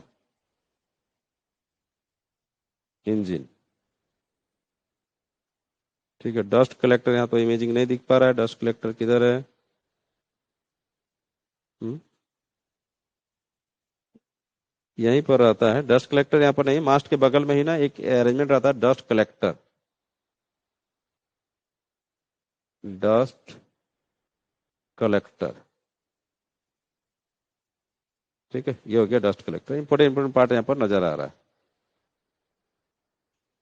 ठीक है, तो आप इसका भी इस टाइप का जो इंटरनेट पे मिल जाएगा आपको, इसका भी आप बोल सकते हैं कि प्रिंट आउट निकाल के आप अपना नोट में फर्स्ट पेज में आप इसको पेस्ट कर दीजिए, चिपका दीजिए, उसके बाद नोट बनाना शुरू कीजिए। ठीक है, ये एक यहाँ पर देखने से लग रहा है कि एक क्राउलर माउंटेड मशीन है ये। ठीक है, बहुत सारे माइंस में कुछ समय पहले टायर माउंटेड ड्रिल मशीन भी यूज होता था, जो रेगुलेशन में इसको बैन कर दिया गया, रेगुलेशन कितना नंबर, 200, 216 या 14 होगा। ठीक है, देख लीजिए तो। ठीक है, उस रेगुलेशन में बोला गया है कि क्राउलर माउंटेड मशीन से ही हम लोग ड्रिलिंग करेंगे, ठीक है, ड्रिलिंग होना चाहिए। टायर माउंटेड ड्रिल मशीन या जो बोल सकते हैं ट्यूबवेल ड्रिल मशीन है, जिसके थ्रू हम लोग चापाकल बोरिंग करते हैं ना, वो ड्रिल मशीन का यूज नहीं किया जाएगा, उसको बोल सकते हैं बैन किया गया है। ठीक है, क्योंकि उससे आपका टायर माउंटेड से एक्सीडेंट हो सकता है, क्योंकि ज्यादातर हम लोग बेंचेज में ही इसका यूज करते हैं। तो एक बेंच से दूसरे बेंच ले जाने के लिए टायर माउंटेड यदि यूज करते हैं, तो चूंकि वहां पर प्रोविटेड है, तो आपका वहां पर क्राउलर माउंटेड ही चलेगा आपका रैम में, इसलिए यहाँ पर रैम से ही चलेगा, ठीक है। और ग्रेडियंट वगैरह में चलने के लिए काफी सुटेबल है।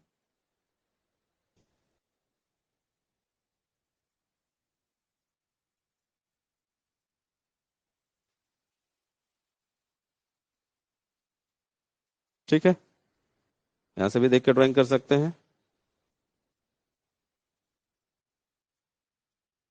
आगे चलते हैं। इसको हम एक मार्चिंग प्रोग्रेस में दिखा रहे हैं। मतलब ये जो आपका मास्ट आपका वर्टिकल कंडीशन में ना, याद रखिएगा कि ये जो आपका मास्ट है, जब ड्रिलिंग होगा उसमें इसको 90 डिग्री एंगल में यानी वर्टिकल एंगल में रखा जाता है, ठीक है। हाँ, इसको आप लेवल मेंटेन कैसे करेंगे, जो कि आपका जो आपका बेंच है वो तो जरूरी नहीं कि आपका लेवल रहे, तो उस कंडीशन में ये जक जो है ना, दो जक आगे और दो जक पीछे, जक के द्वारा, जो हाइड्रोलिक जैक है उसके द्वारा लेवल मेंटेन किया जाता है। मशीन को पहले लेवल करना है, उसके बाद फिर जक को उठाना है, और 90 डिग्री एंगल में ही आपको होल्ड करना है। वर्टिकल होल होल ही होता है इसमें, ठीक है। यदि आप थोड़ा सा भी एंगल रखते हैं तो उस कंडीशन में मेरा जो रॉड है, ड्रिल रॉड है, वो बेंड हो सकता, मतलब बेंड हो सकता है, वो टेढ़ा हो सकता है।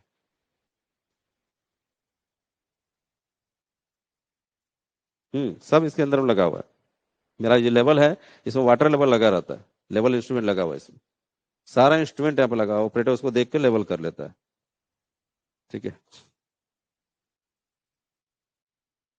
ठीक है, इस मशीन को एक देखिए, रियल मशीन है, ठीक है, माइंस में ही फोटो लिया गया है। तो इसको देखिए कि ये मास्ट को यहाँ पर फोल्ड करके रखा गया है। मास्ट आपका बोल सकते हैं कि वर्टिकल कंडीशन में नहीं है, फोल्ड कंडीशन में है। अब इसको एक जगह से दूसरी जगह ले जा सकते हैं, शिफ्ट कर सकते हैं, मतलब मार्चिंग कर सकते हैं। जब भी मार्चिंग करने का काम आएगा तो उसमें इस मास्ट को हम लोग क्या करते हैं, फोल्ड कर लेते हैं, ठीक है। ये हो गया मास्ट, मास्ट, ठीक है। और ये हो गया ड्रिल रॉड। याद रखिएगा कि एक मास्ट में एक से अधिक ड्रिल रॉड उसमें रखने का स्टैंड बना रहता है, ठीक है। इस मास्ट में ना एक से अधिक ड्रिल रॉड रखने का स्टैंड बना रहता है। एक ड्रिल रॉड जब होल के अंदर चल गया तो फिर वही स्टैंड में सारा मैकेनिज्म लगा रहता है, और दूसरा ड्रिल रॉड उसको पीछे से जोड़ना है, और फिर आप होल का लंबाई बढ़ा सकते हैं, ठीक है। तो इसी स्टैंड में ही रखा लगा। ये जब वर्टिकल में आपका खड़ा करेंगे इस टावर को, यानी इस मास्ट को, तो मेरा सारा ड्रिल रॉड भी उसमें खड़ा हो जाएगा। ठीक है, तो इसमें भी सारा वही चीज इमेजिंग है जो अभी बताएं, सिर्फ इसमें मास्ट को फोल्डिंग किया गया है, यही यही आपको देखने को मिल रहा है। ठीक है।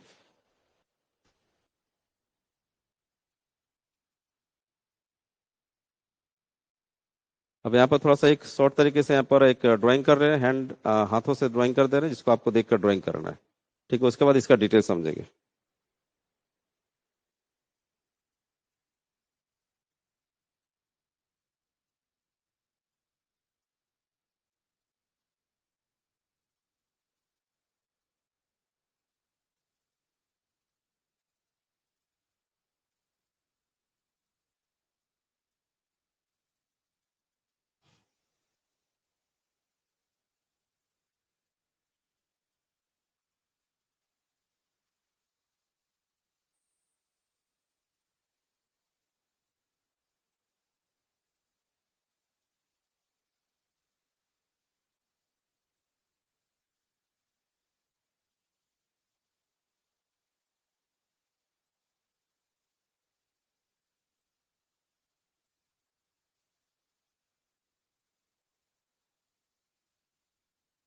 देखिए वो ड्राइंग।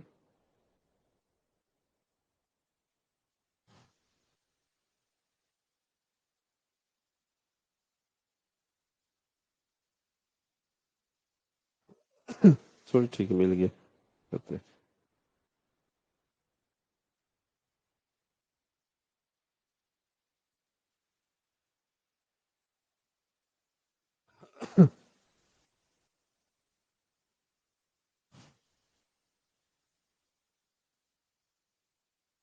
फटाफट ड्राइंग कर लीजिए।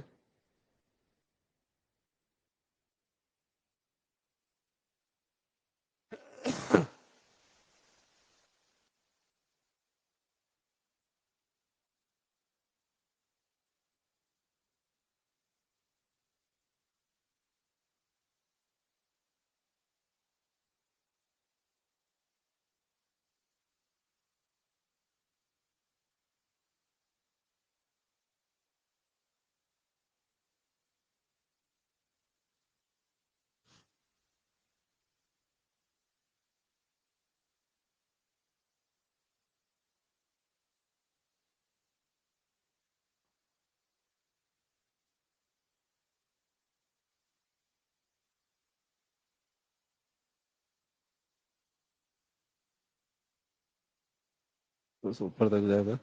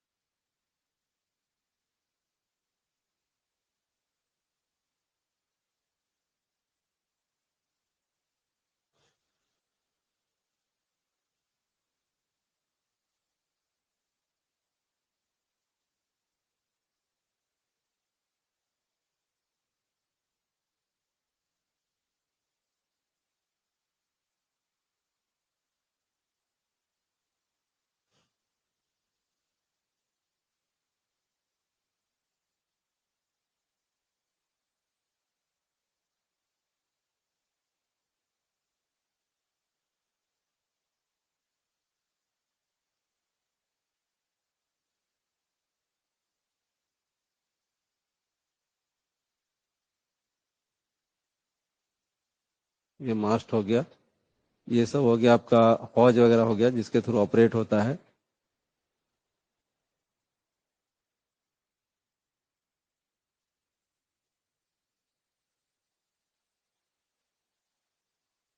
ठीक है। इसके बाद यहाँ पर आपका ये जो हो गया ना, आ, इसको बनाते हैं डस्ट सेपरेटर।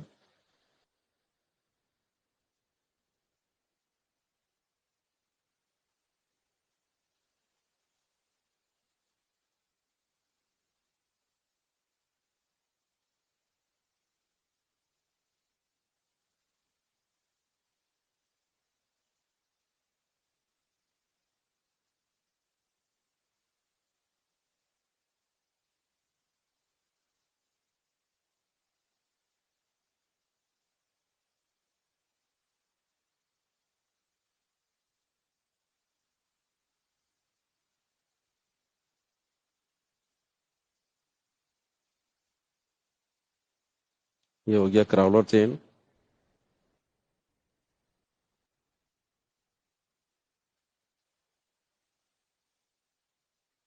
ये हो गया स्पॉकेट।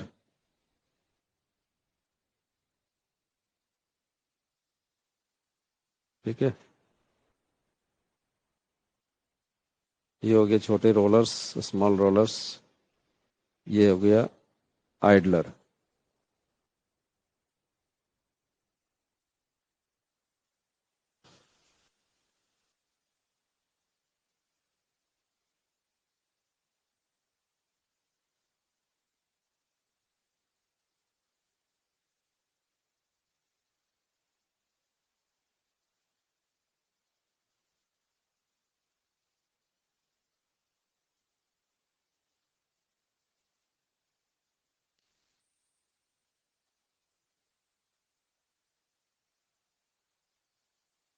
ये अलग अलग पार्ट हो गया इसका। ठीक है।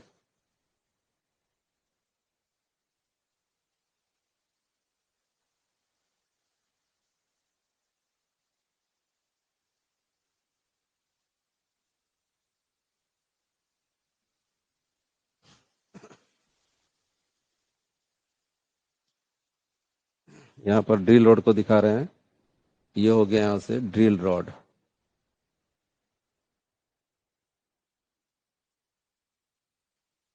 ड्रिल रोड यहाँ से आएगा। ठीक है। इसको दिखाते हैं।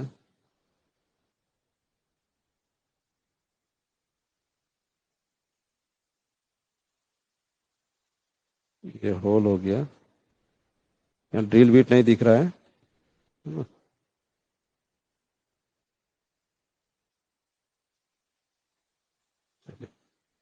ये लेडर हो गया।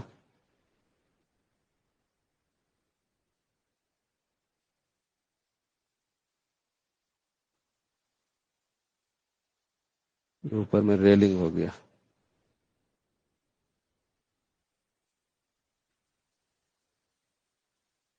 ठीक, बस इसका नाम लिख लेना है।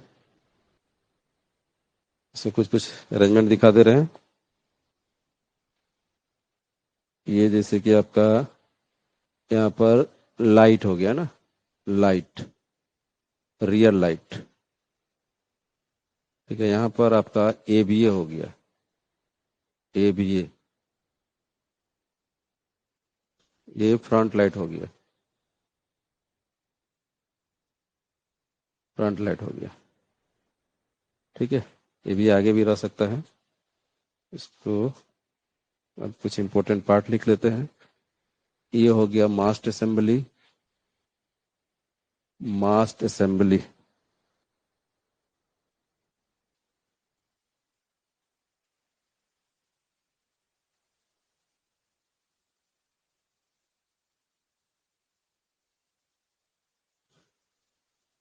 ठीक है, ये हो गया ड्रिल रॉड, ड्रिल रॉड। ठीक है, ये हो गया क्राउलर चेन।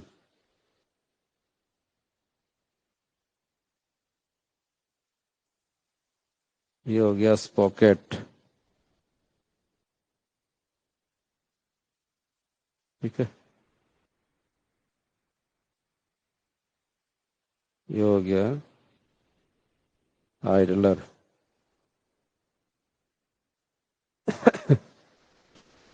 ये हो गया आपका ऑपरेटर केबिन,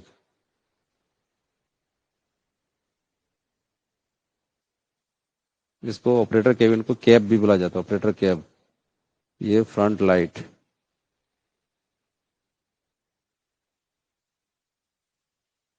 ठीक है, ये हो गया लेडर।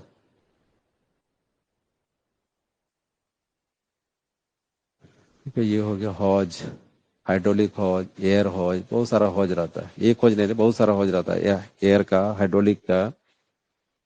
ठीक है, ये हो गया आपका इंजन।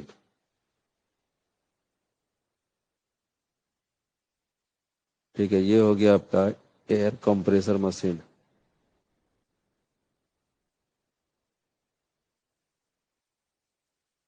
ठीक है, ये हो गया AVA, ऑडियो विजुअल अलार्म। ये हो गया रियर लाइट। ठीक है, यदि ये डीजल ऑपरेटेड रहेगा तो उस केस में आपका केबल नहीं रहेगा, और यदि इलेक्ट्रिक ऑपरेटेड रहेगा तो आपका यहाँ पर इसके साथ में ट्रेलिंग केबल भी रहेगा। यही सब इंपॉर्टेंट पार्ट हो गया, इसको ड्राइंग कर लीजिएगा। ठीक है, ड्रिल बिट यहाँ पर नहीं दिख पा रहा है, ड्रिल बिट आपका नीचे रहेगा होल के अंदर में। हाँ, एक और एक चीज दिखाना भूल गए, एक और एक चीज रहेगा, डस्ट कलेक्टर। इसी के बगल में एक ना ऐसा में गोल जैसा रहेगा, जिसको डस्ट कलेक्टर बोलते हैं। ये हो गया डस्ट कलेक्टर। और ये हो गया क्या, डस्ट सेपरेटर।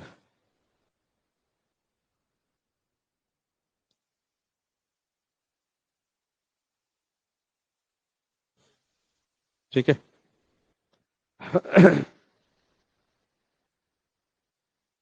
समझ लीजिएगा फिर से, वही पार्ट है जो दिखाए हैं। वहां पर क्या नहीं दिखाया, वहां पर नहीं था उसमें फोटो में, तो ये डस्ट कलेक्टर नहीं था। देखिए डस्ट को, डस्ट से रिलेटेड दो अरेंजमेंट यहाँ पर, एक तरह से दो क्या तीन अरेंजमेंट बोल सकते हैं। तीन अरेंजमेंट रहता है, एक यहाँ पर, एक और एक चीज दिखा दे रहे हैं आपका, वाटर टैंक, वाटर टैंक। ठीक है, यानी जब ये रॉड्स के द्वारा होल होगा ना, बेंच में जब होल होगा, तो उससे जो डस्ट निकलेगा, तो डस्ट कैसे निकलेगा, तो उसके थ्रू ये जो आपका ड्रिल रॉड रहता है वो होलो रहता है, बीच में होल रहता है। ठीक है, वो उसी से आपका ये जो एयर कंप्रेसर मशीन है, इसका हवा कंप्रेस्ड एयर जो जाता है इस ड्रिल रॉड के थ्रू जाता है, ड्रिल बीट से निकलता है। ड्रिल बीट में छेद होते हैं, छोटे छोटे छेद होते हैं, उससे आपका हवा निकलेगा, और कंप्रेस्ड एयर मेरा होल के अंदर से बाहर निकलता है। जैसे ही बाहर निकलेगा तो उसको दो तीन तरीके से उसको सेपरेट किया जाता है। एक तो तरीका हो गया कि चारों तरफ यहाँ पर इस बोल सकते हैं कि ड्रिल रॉड के चारों तरफ ना कन्वेयर बेल्ट घेर के रखा गया है। ठीक है, जो डस्ट को यहाँ पर सेपरेट करता है, उड़ने नहीं देता है। ठीक है, दूसरा चीज क्या हो गया कि ये जो एक कलेक्टर, एक बोल सकते हैं कि बड़ा सा हौज जैसा अरेंजमेंट है यहाँ पर, मतलब एक बड़ा सा एक कंटेनर जैसा अरेंजमेंट बोल सकते हैं, कंटेनर है, उसके थ्रू एक एग्जॉस्ट या बोल सकते हैं जो वैक्यूम क्लीनर की क्या होता है, इस तरह जैसे एग्जॉस्ट फैन लगा रहता है, उस तरह का एग्जॉस्ट फैन लगा हुआ है, जो इसी ये जो आपका डस्ट यहाँ पर इस एरिया में उड़ रहा है ना, उसको ये वैक्यूम क्लीनर की तरह खींचता है और वो डस्ट को कलेक्ट करके इसमें रखता है। फिर आप कहीं पर एक जगह पर उसको गिरा सकते हैं, या फिर वहीं पर धीरे धीरे आपका गिरते रहेगा, लेकिन वो धीरे से गिरेगा। और ये यदि ऐसा नहीं करके रखते तो क्या होगा, पूरा जो हवा में डस्ट आपका फैल जाता है। ठीक है, तो ये डस्ट को एक जगह पर यहाँ पर सप्रेस करने के लिए डस्ट सेपरेटर है, जो बेल्ट कन्वेयर का एक घेराव होता है। उसके बाद इसी डस्ट को फिर सक करके ये जो आपका कलेक्टर है, ये डस्ट कलेक्टर इसको रखता है। फिर एक तीसरा तरीका है डस्ट को सेपरेट करने का, कि हम लोग वाटर टैंक रखते हैं जिसके थ्रू पानी भी डाल सकते हैं, यानी वेट ड्रिलिंग भी कर सकते हैं। ठीक है, वेट ड्रिलिंग भी यहाँ पर किया जा सकता है। तो बोल सकते हैं कि उसमें वेट ड्रिलिंग होगा तो आपका डस्ट उड़ेगा ही नहीं। ठीक है, तो वेट ड्रिलिंग डस्ट को सेपरेट करने के लिए डस्ट सेपरेटर भी है, डस्ट कलेक्टर भी है, और आपका वेट ड्रिलिंग भी होता है, मतलब वाटर टैंक भी लगा रहता है। ठीक है, उसके बाद और एक अरेंजमेंट यहाँ पर ड्राइंग नहीं किए हैं। यहाँ पर ना, यहाँ पर क्या लगा रहेगा इस तरह करके, आपका हाइड्रोलिक जैक रहता है। ये हाइड्रोलिक जैक हो गया। ठीक है, ये हो गया हाइड्रोलिक जैक। हाइड्रोलिक जैक ये क्या काम करेगा, तो यदि बेंच आपका लेवल नहीं है तो उस केस में हम इस जैक के थ्रू, दो पीछे दो आगे जैक रहेगा, किसी किसी में तीन भी रहता है, तो जैक के थ्रू ये ऑपरेटर क्या करेगा, लेवल इंस्ट्रूमेंट के द्वारा ये लेवल मेंटेन करता है। पहले मशीन को लेवल करेगा, उसके बाद ही आपका मास्ट को खड़ा करेगा, 90 डिग्री में होल्ड करने का काम करेगा, वर्टिकल होल होता है। ठीक है, तो ये हो गया ऑपरेटर केबिन, जिसको ऑपरेटर केब भी कहा जाता है। आगे जो लाइट है उसको फ्रंट लाइट कहा जाएगा। ये आपका असेंबली जो टावर जैसा स्ट्रक्चर है उसको मास्ट असेंबली कहा जाता है। इसी में आपका कई रॉड रहते हैं, एक रॉड आपका ऑपरेशन में रहता है, कई रॉड यहाँ पर स्टैंड करके रख सकते हैं। ठीक है, उसके बाद यहाँ पर एयर हॉज और आपका हाइड्रोलिक हॉज, ठीक है ना, ये सब हॉज आपका इसके साथ ही अटैच रहता है। ठीक है, उसके बाद यहाँ पर कई यूनिट होते हैं, जैसे कि एक इंजन का यूनिट होता है। ठीक है, उसके बाद बोल सकते हैं कि एयर कंप्रेसर का एक यूनिट होता है, वाटर टैंक का एक यूनिट होता है, हाइड्रोलिक चैम्बर रहता है, इस तरह करके कई यूनिट यहाँ पर होते हैं। ठीक है, उसको बोल सकते हैं कि किस पर माउंटेड रहता है ये मशीन, तो क्राउलर चेन पर माउंटेड रहता है। ये क्राउलर चेन हो गया। ठीक है, क्राउलर चेन में क्या क्या पार्ट है, ये आपका स्पॉकेट है, जो बोल सकते हैं कि मोटर के साथ अटैच रहता है और उसी के द्वारा ये ऑपरेट होता है। ठीक है, इसी को हम लोग स्पॉकेट बोलते हैं। ठीक है, आगे में एक राउंड फिगर का एक रोलर रहता है, जिसको यहाँ पर आइडलर कहा जा रहा है या रोलर भी बोल सकते हैं। ठीक है, उसके बाद एक पूरा चेन, जो चेन पेड होगी उसको क्राउलर चेन कहा जा रहा है। ठीक है, यहाँ पर आप ड्रिल रॉड देख पा रहे हैं, इसके अंदर में ड्रिल बीट है। ठीक है, और ये हाइड्रोलिक जैक हो गया, जिसके थ्रू लेवल किया जाएगा। बाद बाकी सब यहाँ पर ये लाइट दिखाया जा रहा है, और जो रियल लाइट पीछे वाला लाइट हो गया, जिसको रियल लाइट कर रहा है। एक एवीए अरेंजमेंट भी रहता है, यहाँ भी रह सकता है, यहाँ भी रह सकता है। ये एवीए हो गया, जब आपका मार्चिंग करेंगे उस समय ये एवीए को एवीए आपका मार्चिंग के समय ये इंटरलॉक रहता है, एवीए आपका ऑटोमेटिक बजेगा, ऑडियो विजुअल अलार्म। ठीक है, आगे पीछे होगा तो बजेगा। ये आपका लेडर हो गया, जो ऑपरेटर इस लेडर के थ्रू इस पे चढ़ने का काम करता है। ये सारे मेन मेन पार्ट हो गए। ठीक है, अब इसका डिटेल्स देख लेते हैं। अब इसका डिटेल्स हम लोग देखते हैं। इसको ड्राइंग कर लीजिएगा देखिए, इसलिए हैंड ड्राइंग इसलिए कर दिए, नेक्स्ट क्लास से मेरा कोशिश रहेगा कि हम हैंड ड्राइंग पहले से ही करके रखेंगे और डायरेक्टली आपको यहाँ पर डालने का काम करेंगे, जिससे क्या होगा कि आपका समय का बचत होगा। ठीक है, तो मेरा नेक्स्ट क्लास से कोशिश ये रहेगा। ठीक है, तो इसको देखकर हैंड ड्राइंग कर लीजिएगा। यदि हैंड ड्राइंग संभव नहीं है तो आप इंटरनेट से ब्लास्ट होल ड्रिल मशीन का प्रिंट आउट निकाल के कटिंग करके पेस्ट कर लीजिएगा। उसके बाद आप नोट्स बनाइए। देखिए,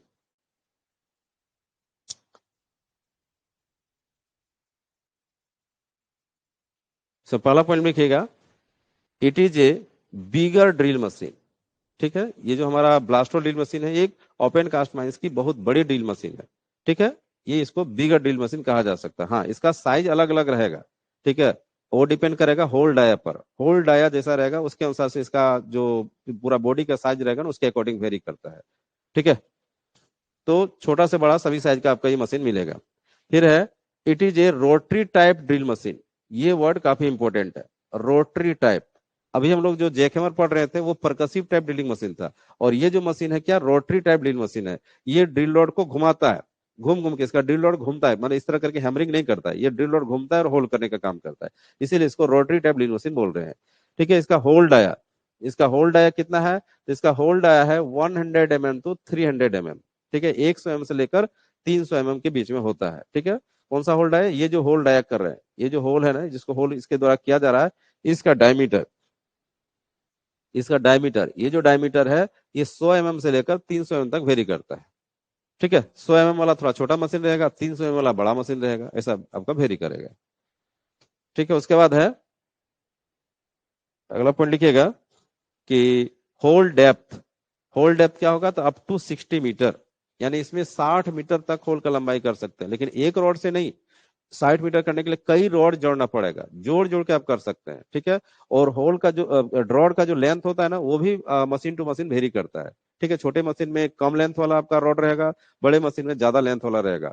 आपको मिल जाएगा रॉड का जो लंबाई होगा, रोड का जो लंबाई होगा ना, 100 mm वाला जो रहेगा ड्रिल मशीन ना, 100 mm होल डाया करने वाला ड्रिल मशीन रहता है, उसका जो रॉड का लंबाई होता है 8 मीटर होता है, 8 मीटर।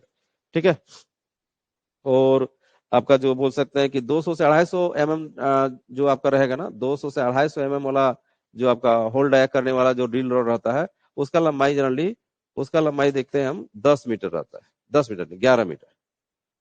ठीक है, वैसे ही वेरी कर सकता है ये। ठीक है, 8 मीटर, 11 मीटर और भी लंबा वाला रॉड मिल सकता है। तो 60 मीटर तक इसको रॉड को जोड़ जोड़ के हम होल का लंबाई को बढ़ा सकते हैं, लेकिन जनरली होल का लंबाई कितना रखते हैं हम लोग माइंस में, तो माइंस में रखते हैं जो बेंच का हाइट आप डिसाइड किए हैं वही आपका होल का रॉड का लंबाई रहेगा, क्योंकि उतना ही तुमको ब्लास्टिंग करना है।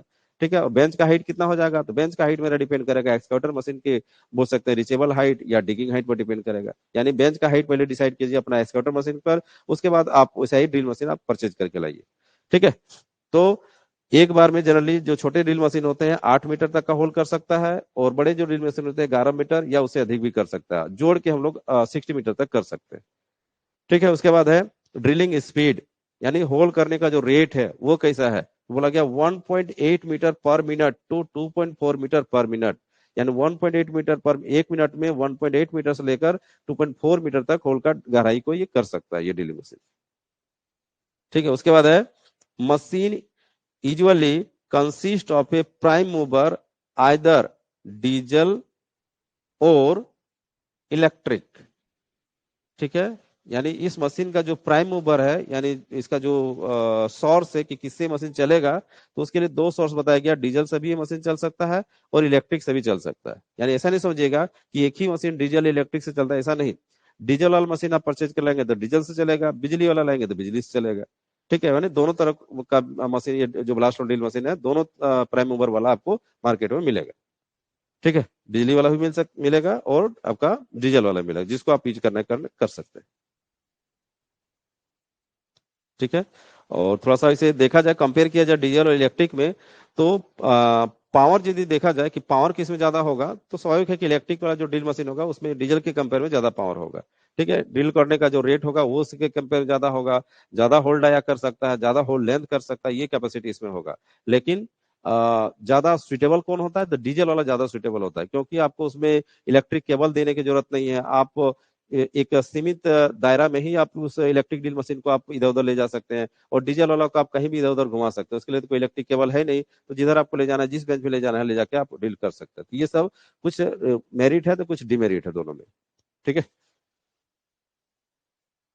आगे देखिए, अगला पॉइंट में लिखना है कि the main function of the air compressor, air compressor is to supply compressed air which is forced down the hole through drill rods to remove cutting materials।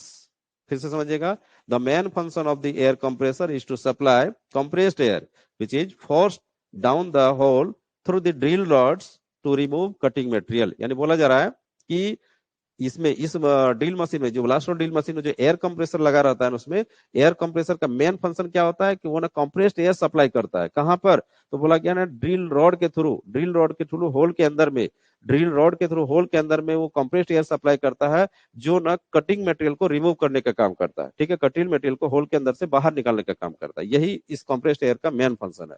ठीक है, और कोई दूसरा नहीं। ऐसा नहीं सोचिएगा ये मशीन ही कंप्रेस्ड एयर से चलता है, ऐसा नहीं। जैक हैमर कंप्रेस्ड एयर से चलता है, लेकिन ये मशीन को डीजल चाहिए या बिजली चाहिए। लेकिन ये कंप्रेस्ड एयर क्यों लगा रहता है इसमें, तो इस मशीन में कंप्रेस्ड एयर लगाने का मेन रीजन है कि जो होल के अंदर में जो कटिंग मटेरियल है उसको बाहर निकालने का काम करता है। ठीक है, यहां तक समझ में आ गया। यहां तक कोई पॉइंट में यदि कोई डाउट है तो पूछिए।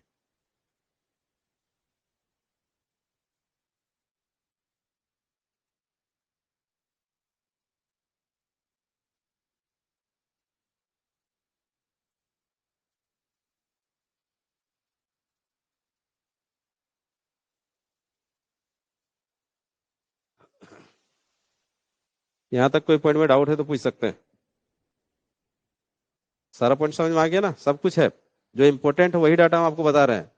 क्या क्या होता है, मशीन का साइज बता रहे हैं कि बिगर ड्रिल मशीन है, ये किस टाइप का है तो रोटरी टाइप है, इसका होल डाया बताया गया 100 mm से 300 mm, ये कितना लंबा होल कर सकता है तो अप टू 60 मीटर, इसका होल करने का रेट क्या है, स्पीड क्या है तो 1.8 मीटर पर मिनट से लेकर 2.4 मीटर पर मिनट।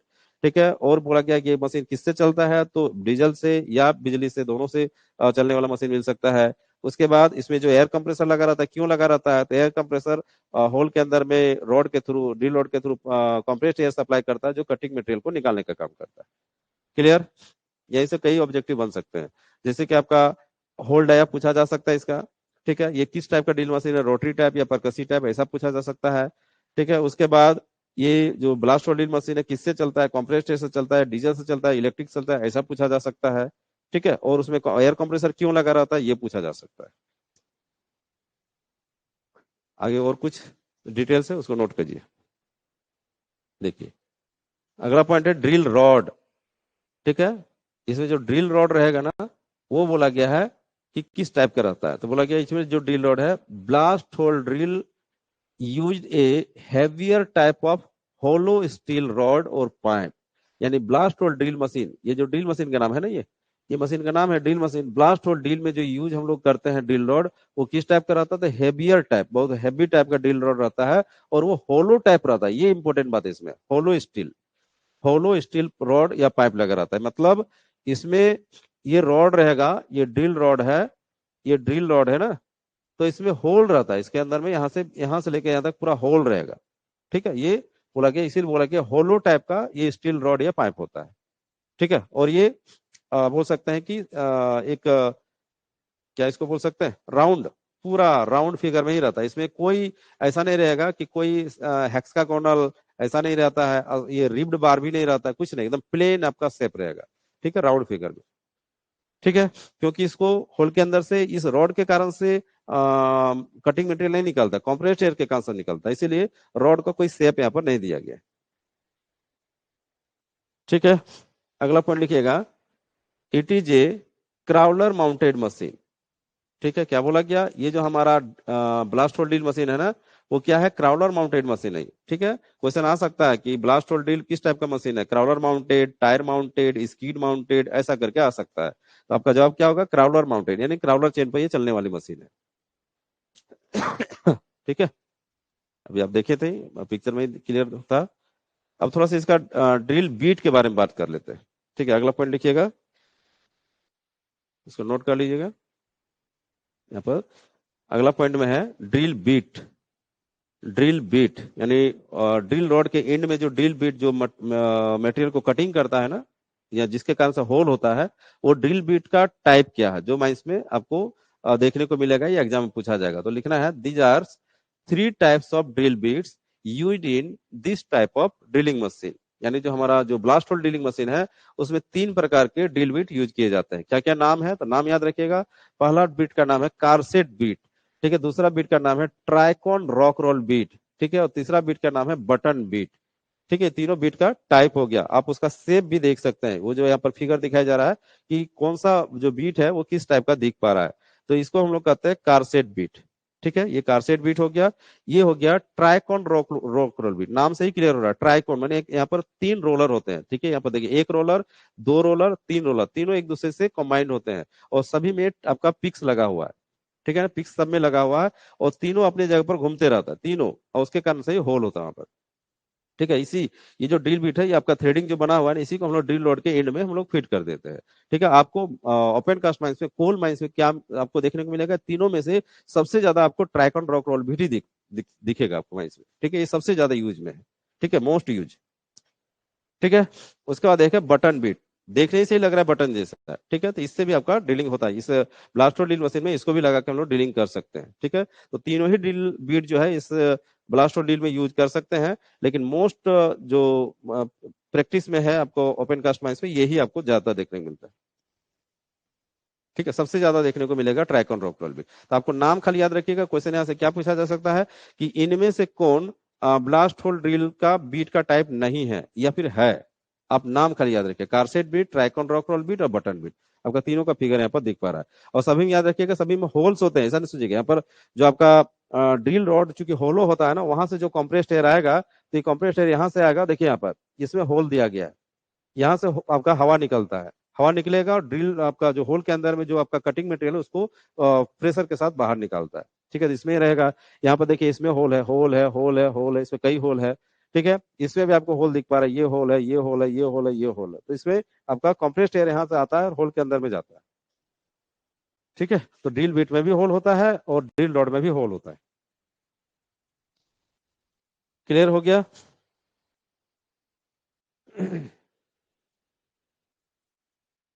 ठीक है, यदि हमारा electric operated blast hole drill machine रहेगा तो उसके लिए फिर आपको क्या जरूरत पड़ेगा? Trailing cable. और ट्रेलिंग केबल बोल सकते हैं कहाँ से पावर आएगा, तो उसके लिए फील्ड स्विच होता है। ठीक है, फील्ड स्विच जिस तरह से अंडरग्राउंड माइंस में कोई भी ड्रिल मशीन के लिए आपका ड्रिल पैनल या जो गेट इन बॉक्स होता है, उसी तरह से ओपन कास्ट माइंस में यदि इलेक्ट्रिक ड्रिल मशीन को चला रहे हैं तो उसके लिए एक फील्ड स्विच होता है जहां से पावर सप्लाई दिया जाता है उस मशीन को। ठीक है, ओपन कास्ट माइंस में जो आपका ड्रिल मशीन चलता है इलेक्ट्रिक वाला ब्लास्ट होल ड्रिल, वो जनरली कितना वोल्टेज पे चलता है? तो वो जनरली आपका 3.3 वोल्ट, 3.3 केबी या फिर 6.6 केबी पर चलता है, याद रखिएगा।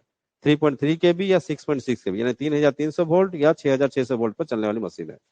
ठीक है, बिजली के कंडीशन में। ठीक है, तो इस प्रकार से हम लोग का ब्लास्ट होल ड्रिल कंप्लीट होता है। आपका नोट्स यहाँ पर कंप्लीट होता है।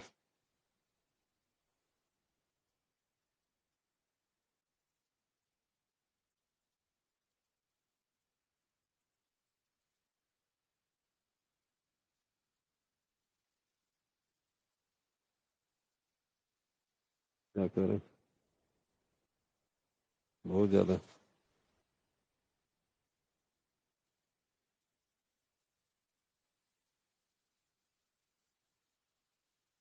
ठीक है, कोई डाउट है यदि आज के क्लास से तो यहाँ पर पूछे। आज हम लोग दो ही मशीन का चर्चा कर पा रहे हैं। ठीक है, डिस्कस कर पा रहे हैं और कोशिश रखते हैं कि एक क्लास बीच में हम और एक ले लेते हैं आप लोग का, और उसमें कोशिश करेंगे कि आपका कम से कम 3 मशीन एक क्लास में हो जाए। ठीक है, तो आज के क्लास रिलेटेड किसी का कोई डाउट है तो पूछ सकते हैं।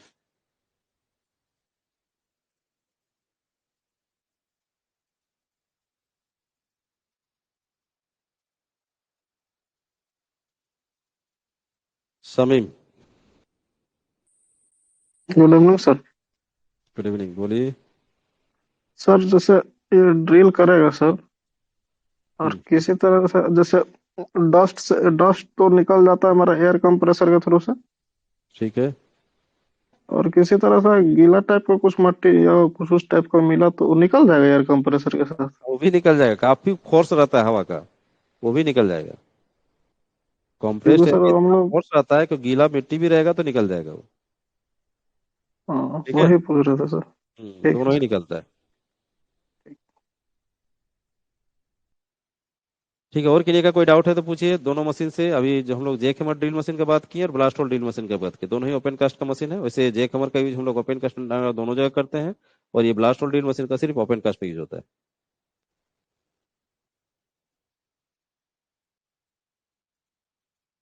कोई डाउट है तो पूछिए, और नोट जरूर बनाइएगा।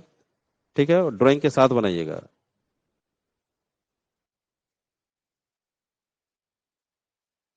राहुल,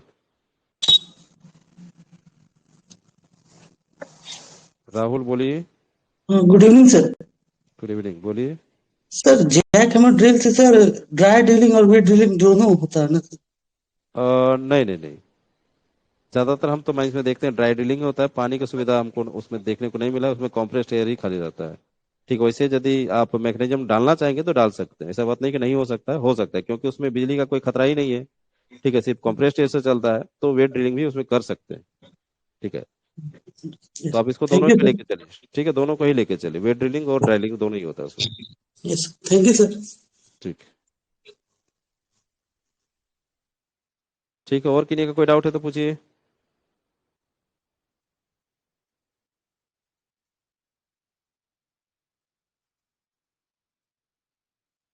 ठीक है, आज का क्लास इतना ही रखते हैं।